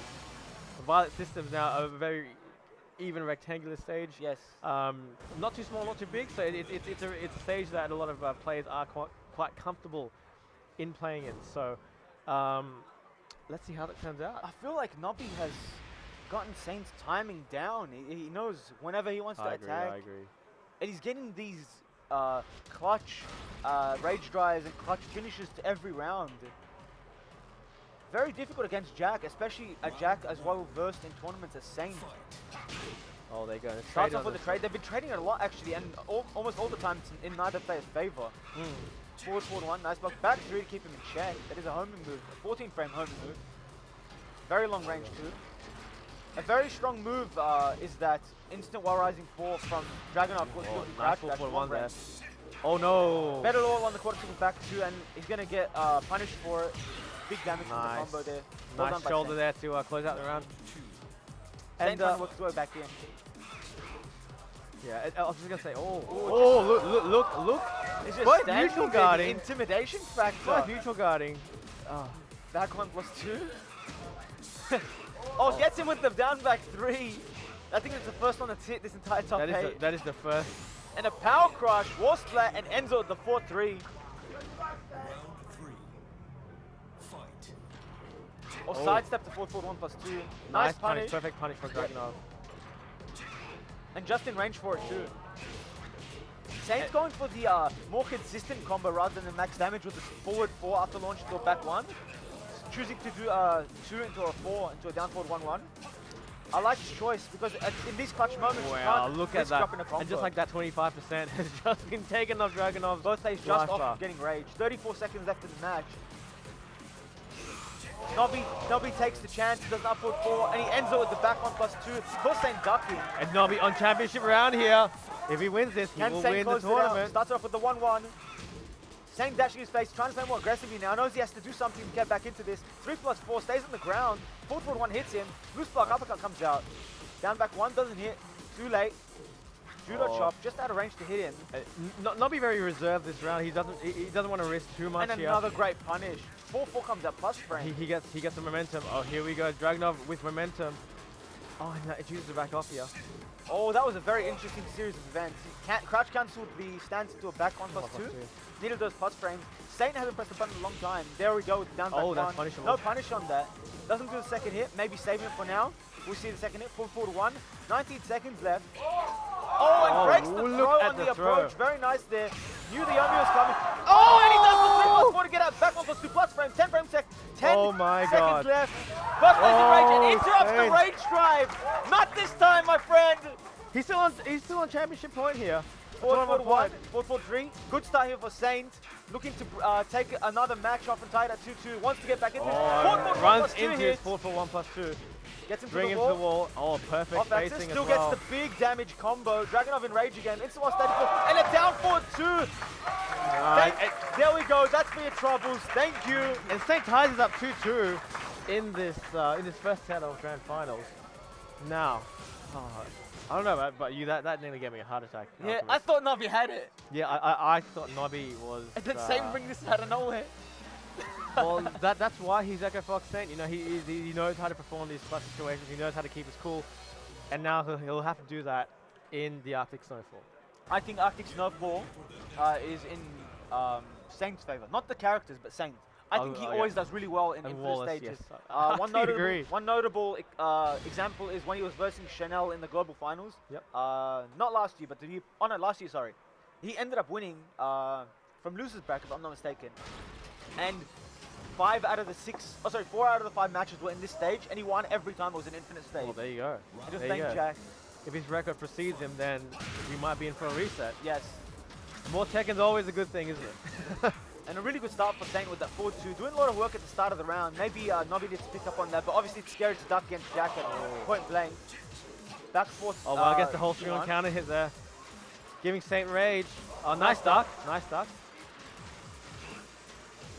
Ooh, down to down back 4. Very nice by Nobby. Very aggressive end to the round. Once again, this is still championship point for Nobby. Back 1 plus 2 for the plus range. Doesn't respect it. Nice He did punish attack on on negative. the 4-2. Yep. Oh, that is the. That is not what he wanted. Yeah, that's That not is what he wanted. wanted. And a nice sidestep. Full crash down back 1. Doesn't track to either way for Jack. Something to note. Crouch dash into a down 2. And a running 2. 17 seconds into the round. And Nobby takes it. Championship round. Championship point for Nobby right now. Down forward 4. Hits him with the forward 2 counter hit. Doesn't get the forward 4 big boot to finish it. Back 1 plus 2 plus frames. Down 2 hits God. him. Oh, and Tate coming back. Oh And no, drops that the is boost punishable. bar. But Nobby not punishing properly there. Saint's got a lot of work ahead of him. He wants to make a comeback. Playing very compact right now. Forward 1. Up forward 4. Thought he was going to do a down back 1 to interrupt his follower's move. Running 2 plus frames. And Saint is backing off here. Now, oh, you got to respect those running too. Oh, doesn't break the tackle. Oh, and he reverses switches the side. tackle and just Side's lets him not to do be. anything. Goes for down forward 1. And both these players showing so much respect. 22 seconds back left on the clock. Can either one of them capitalize? Oh, that Dragging was on that nearly rage. a We see launch another there. clutch rage drive. I think that was rage drive, and he stuffed up the input. 12 seconds left. We see a rage drive here, trying to get his timing down. And Oh, the 4-1 to there take you out go. the round. Very well done. Very good patience there by Saint. Down 2. No duck on the second hit. It is -8. That is a safe string. And Well, a that's nice running two timing. there. Another running 2. Another running one, 2. yeah, we go. Another running 2. We Oh, got nice what throw. No break on the 1+2 Perfect throw. throw there. Good Oki there. Decides to side roll into the foreground. And NOBI can Forward one. smell the victory right now. He only has all, just as I say that, life is even. 5 moves to work his way back into it. And another one, and he closes it out. Forward 1 is the real MVP of this set. Ties it up. And Saint 1 round away from resetting the bracket. Still tournament point for NOBI right now. Down 2. Whilst 84, nice step into the block. Plus frame to the running 2. Down 2 again. All these down 2s chipping away at Saint's feet. Running 2 just needs to Back 1+2. He just needs to use 2 moves. And that's it. It's working out for him. And there's the forward 1. Oh, Under counter counter hit. Doesn't drop the combos. Really good for NOBI right now. Gonna put him in a good position to close out the round. Will it put Jack in rage? No, it doesn't. Back 1+2 plus frame. Down forward 1. Oh, and here comes Saint. Here he comes. Oh, look at that. Gets it with the second hit. Will he close it out? Down forward 2 out of nowhere. He's gonna be able to close it out with a rage shot. And he does. Wow, Is this here enough? we go. Is he gonna reset the bracket? Yes, he is. And there's the bracket And he's reset. done it! Resets the bracket in the grand finals. We got a lot more Tekken coming up. Another best of 5 set between NOBI and Saint. And I don't think you could have got any closer than what we just saw, Alchemist. I think that was the best Tekken, the closest Tekken at the highest level that we could have asked for. And look at the set. Look at Saint's face. He's shocked. He can't believe it. He's like, he had that sour look on his face. and he just won that set. And he's won. I think he's like, oh, I've got to do that all again. Oh my god. We're gonna have a heart attack. But there's a lot of TWT points on the line here, as well as the OHN15 title. So, you know, that's all I can say. And Saint looking down at his stick. And you bringing his teammates some water, some much needed refreshment. Shout outs to H2O. Oh, and NOBI's gonna remember this if he loses. He was like 1 hit away from taking the championship and becoming OHN champion for the first time. Who would have thought? Down forward 2. Yes, and then just the down forward 2 with rage. Yeah, with rage. Oh, Starts with the nice, power nice crush. punish on that. Jab Full check. 1. Oh, and we've been seeing forward 1 into the boost block uppercut all day, and the amount of work it's done for Saint is immeasurable. Dragunov in rage already within the first 10 seconds of the round. Nice, and Giving him no respect, ends it with the outstanding 2-1 into down back 4. So we have a bit of momentum from Saint here. Now running off that high from the last match, and now he gets a float juggle into the wall. Taking 5 combos right now, gets into the wall. 3-2 and shoulder, of course. The classic Tekken 7 Jack combo. And that low is -9, so it's completely safe. Only punishable on parry. Yeah. Nice break on the throw. You remember when it was +9 in Tekken 6 on hit? Oh, really +9? Yeah, it was +9 on hit. It was -2 on block. as Yeah, well. something like that. It was ridiculous. And nice conversion from Saint there to close that second round. Round 3. Saint has brought this set all the way back. All the momentum in his favor. He's taken 2 straight rounds. Whiffs the punish right there because of the recovery and crouch and just a bit too far away for the 2-1-2. And there, Jack whiffing 2s in Dragunov's face there. Okay, now he's going for the full crouch mix-up, and we've seen again, time and time again, Just dashes in the face. he's gone to this full crouch mix-up when he has a read on the opponent, when he feels he has a read on the opponent. Saint is a lot like, have you seen the movie Jaws? You hear that music? It's just he's getting coming closer for and you. closer in He'll your be face. coming for you. Doesn't commit to the second hit, doesn't need it, just wants to move the tracks to that side. Oh, Nice he's just punish doing there. down forward 2. And another 4-1. Forward 1, down to whiff right there. I see a rage out coming in the near future. A trade and a forward 2! Just like that, Saint closes up, and he's asking for his And now refreshment. kkokkoma is bringing some water for Saint. Oh, It's a long heated battle, you're going to need to stay hydrated. You're gonna need a lot of that sweet lemon water that we have coming in at the venue. NOBI always smiling. You know that's one thing I He noticed enjoys about high it. level Yeah, Tekken. he enjoys. I think it's more the fact that he gets to play the Koreans at this level that you know, win or lose, he's like, oh well. You know, And this, I think this is the first grand finals he's made since I don't remember which tournament it was, but he versed JDCR in the grand finals. And he lost he to won an Jason online Hayashi. tournament last week. Sorry? I think he won an Oh online yeah, he won tournament last online. week, yeah. Yes, correct. Sorry, I was thinking offline. Oh, only. right, I right, didn't, right. I didn't end up watching the online tournament. I know Tanukana came second actually. Yeah. Very strong. Shinobi, performance. that was pretty good. Yeah. Also straight into the Jungle second match of this outpost bracket. for the Yeah. third time in this top 8. Max damage combo this Back time. 3-2-2. Wall break. Back 3-2 and shoulder, of course. 52 low to break, but still gets a chunk of damage. Back 4. That's minus 14. There we go. Oh, nice swap there. That was everything. A full string. And upward three should be able to close it out. Oh, and the wall damage takes it. Just enough there. That's a for very, Nobi. very reliable way to end the round because every hit always connects, even on Even on the side, even on the side, Yeah. except for back there. Yes, that is the. That's the only one it does not work on. Nice that. Oh, nice full crash up. We haven't seen that move in a long time, actually. I think Shane could use It's that. actually quite easily telegraphed. Like you can see it on reaction and block and Yes. launch. So it is very dangerous for a Jack player. I mean, of this high level as well. But you know, if you mix it up with your movement and full crash mix it up, it can be very, very dangerous. And hard if to you see. start using the second hit, which Dragunov cannot interrupt with while standing two. Of So course, it's the risk reward is skewed somewhat in your favor if you commit to the second hit because he won't get a launch. But if they are patient and they don't try launch in between, you can still get a launch something. afterwards with down 4-2. And just as we were talking about that, we see Dragunov do a 4-1 punish on a while standing one to close out the third round of this match. Back on plus 2 for the plus range. Doesn't go for the second hit. Decides to hold down back to go and crouch after the second hit of that string.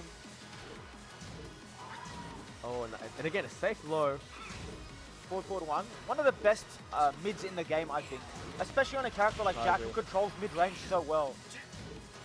The fact that he gets a follow-up as well is Yes, just definitely. it's It's so much insanely damage. useful. It's like a basic combo, yeah, basically yeah. a small combo, yeah. Nice. Oh, and these down forward twos. Saints is just a psychic with his timing, and the wall screws him over. Back Very three. unlucky. Yeah, cannot be make a comeback. Cancels it. Nice duck there by Saint. Does have rage on Dragunov. Gets him Oh, with the last 2 hit. on 4. That was a rage drive, I think. And he started at the input so many times. It is an amazing rage art. Oh, sorry, a rage drive. Yeah. But because the input is a forward, Forward, 1+2. you gotta be on point with the input at all times, even at close range when you need it most. And there you go. We've got the full crash down full 1+2 again. Yes. That's coming to play. With this big Oh, there damage. we go.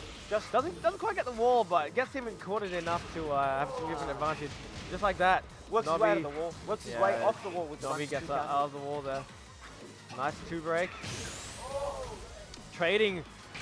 Oh, Nobi with How the many rage of- drive. How many of these are we going to see? The rage drive finishes to the round. Just the blue dragon of running at you, hitting you over the head, hard as he can with his fist. Oh, this And is too high for me to call right now. That was just amazing. That was just some amazing Tekken. And you know, even though you know it's coming, it's so hard Yes. to stop. Like because the amount of plus frames that Dragunov has, and the force crouch, Yes. that is, and a character like Dragunov having that, it is just too You many know what? options, too much pressure really. When Dragunov is behind on life and he wants to make comeback, he really only has to He's do got- 2 yeah, moves. he Like does running does it, 2 doesn't and he? down 2. And they're relatively safe, especially against Jack, who doesn't have a knockdown from while standing. Yeah. So even a best punish he gets is like a while standing 4. And that is short range, and on hit it leaves the opponent quite far away. So you can just backdash out of the retaliation from Jack after the plus frame. So right now we have 1 match to each player. This is the final set. It is both players are in loose bracket right now. Plus frame from running 2. nice Running low 2 parry. down 2, just like you were saying, Alchemist. And you do have to sidestep to make Jack's max damage low parry combo consistent. You got to sidestep to your right. Then That do a was forward definitely not what he wanted. Oh, that's up back 1+2 into the Superman dive, which is minus I think 80, 100 So- something on block. Minus enough for me to make a coffee and come back. That's all you need to know. Forward, down back for a nice block and a nice punish by Dragunov right there. Forward 1, keep him in check. Dabs, down back 4. A lot of these quick compact pokes by Nobi, now making his way out to range 2. Comes back in with the running 2 and caught him trying to press down back 1. Oh, nice down 2. Blocking him down 2 while standing for punish. But that is all. Actually, no. Is it while standing 2 13 frames or 14? It's 14, isn't it? While standing 2 with Jack? Yeah. 14. It is 14. Okay, there you go. Down forward to end it. He gets wrong on that. I mean, it's always going to be down 4-2 or like, down 2 and down 4-4. And a delayed hop kick, he just did that, right? No punish, it just did it. He just did it. All right, so Khaled forward forward 2 into a forward forward 4. Jack has his back to the wall. Big character. You don't want to be there. Nice. And here we go. That's going to be a 50-50 mix-up That's here. what he surprising, he went for the down forward 4. Rage up. Oh! He low profiled it just when he needed it. Doesn't fall for the second hit as a high. Doesn't duck it. A down forward 4 to end the round again. That was quite unlucky, actually. I have to say that was quite unlucky on the. It is a thing, actually. Yes, it's absolutely a thing. they with actually Dragunov. fixed it though. Yes, in the upcoming version, yeah. Yes. But that's it's something that really shouldn't happen. Can you really plan ahead for that? Not really. Can you blame? Like, can you plan ahead? No. Well, yeah, no. it's really difficult. Yeah, it is. In a game as varied as Tekken, it is. Yeah. So Somewhat right now, 2 rounds to 1 in Nobi's favor. Jack, aka Saint, making his way back in there, has him at the wall. And he's just, Dragunov on rage. like you're saying before, he just attacks a minus. I can't handle this. How is this happening? And then Nobi again at championship point. How many times have we said it this evening? Nobi again at championship point. But we see Saint do very well in the clutch situation. He's very well versed again. Been to so many of these high-profile tournaments, knowing how to act and react in a situation like this. Let's see if he can actually once again bring on the comeback. Bring on a comeback and potentially take this entire tournament. But what do you think about his chances of this? What do you think he needs to do in order to make that comeback happen? I think Saint has more than enough skill and the will to adapt and try and understand what he needs to do in the set to do that on his own. I don't need to help him there. And he has the heart of a champion. He's won so many tournaments. Absolutely. Oh, and just like that, a whiff punish on the down forward 2 with a cross forward 1 by Nobi's Dragunov. so on point right now, getting Instant- everything that he wants. Instant crash dash as well. Oh, nice armor move. One of the better armor moves in the game. I think the believe. best. Yeah, I the think best. You I think the so. best? It's either that one or Bob's, but Bob's is shorter range. And I think Bob's better. I think this Dragunov's one has better knockdown. Fair enough. That's the only reason. And they're both minus 12 mid. Bob's, Well, I thought Bob's was 13. oh, is it 13? Well, I thought it was. Okay, well this one's 12. Okay, well, there you go. Yeah, there we go. There Oh, you go. So it's confirmed. Dragunov's best power. crush in the Dragunov. game. Douche. There Gets we into the go. wall. Boom. Into the Shoulder. Oh, he's punished that. Yeah, minus 14 now in FR. The spring kick? Yeah. No, it ranges from minus 10 to minus 20. 20? Yeah, can be minus 20. Okay, there you go. Absolute The point blank. closest, Yeah. the closest point. And the special spring kick for King and It's minus- Eddie that's is minus yeah. 16 to 26. So it's always a 26. 10-frame variant. Wow, there you go.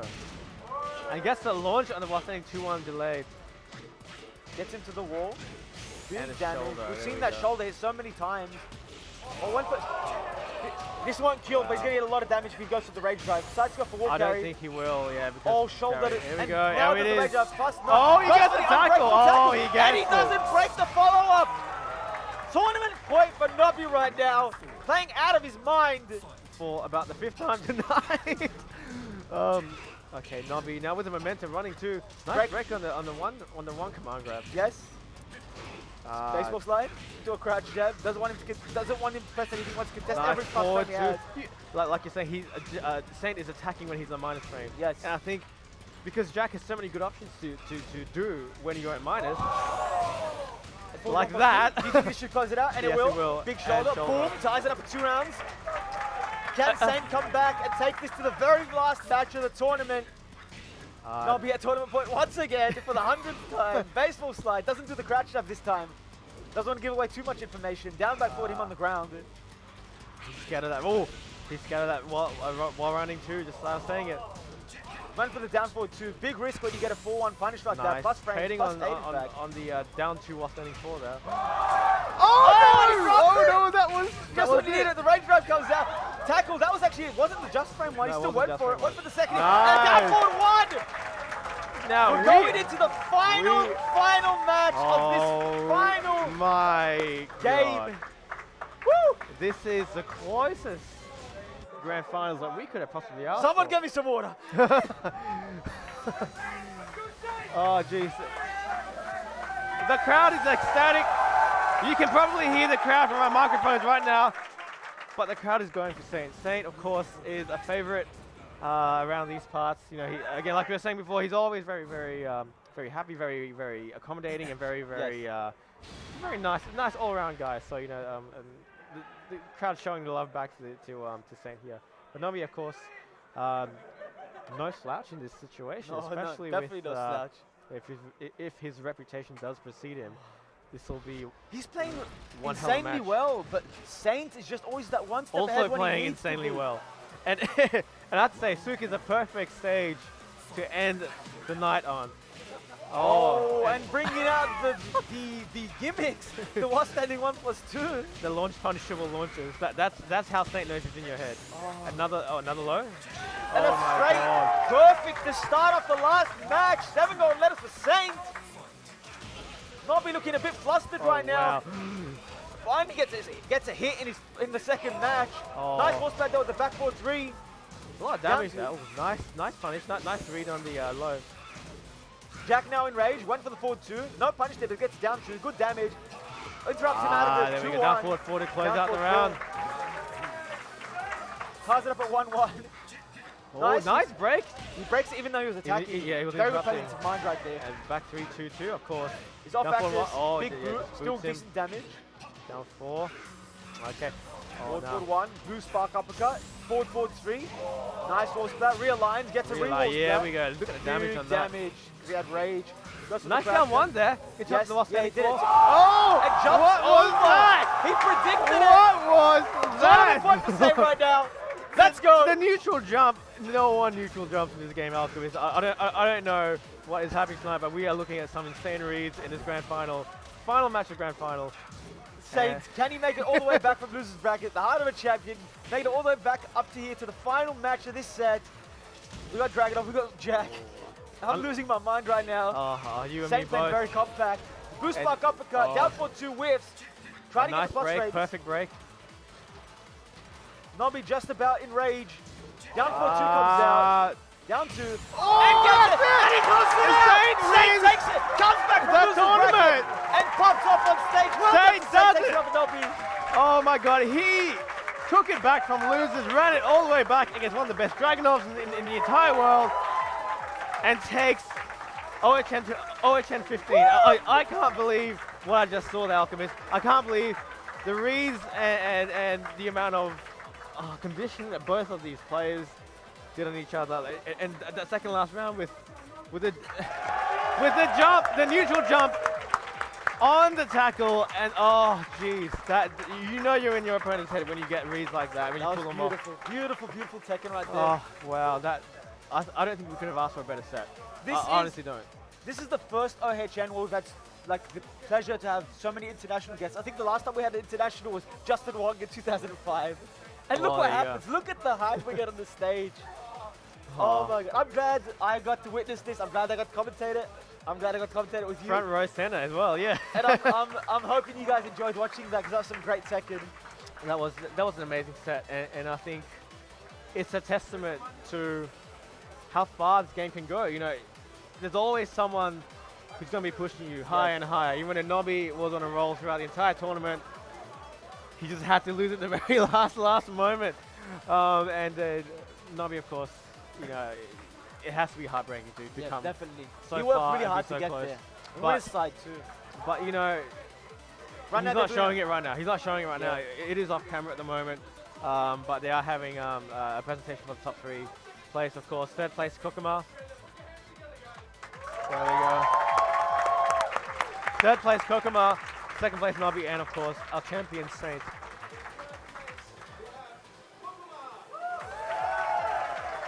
Good All showing these from players kkokkoma. played their hearts out. And I'm really glad to see kkokkoma down under. You know, I did say to someone earlier in the year, if there's a Korean that I want to, well, if there are 2 Koreans that I want to see, it's Lohai and kkokkoma. Definitely. I want to see more Lohai. We actually talked to Kkokkoma yesterday about bringing Lohai to events, and he said Lohai wants to travel. So he was just been busy recently or something like that. Of course. No, I think Lohai would be an excellent choice, Yeah. especially me being a last player. So, you know. Oh yeah, definitely.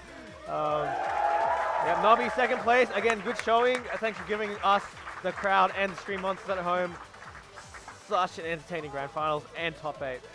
You couldn't have asked for a better finish. No, you went to the really final could match. not. Final Absolute match. Oh, jeez. My heart's still racing. I don't know about you, but that was That was exhilarating as hell.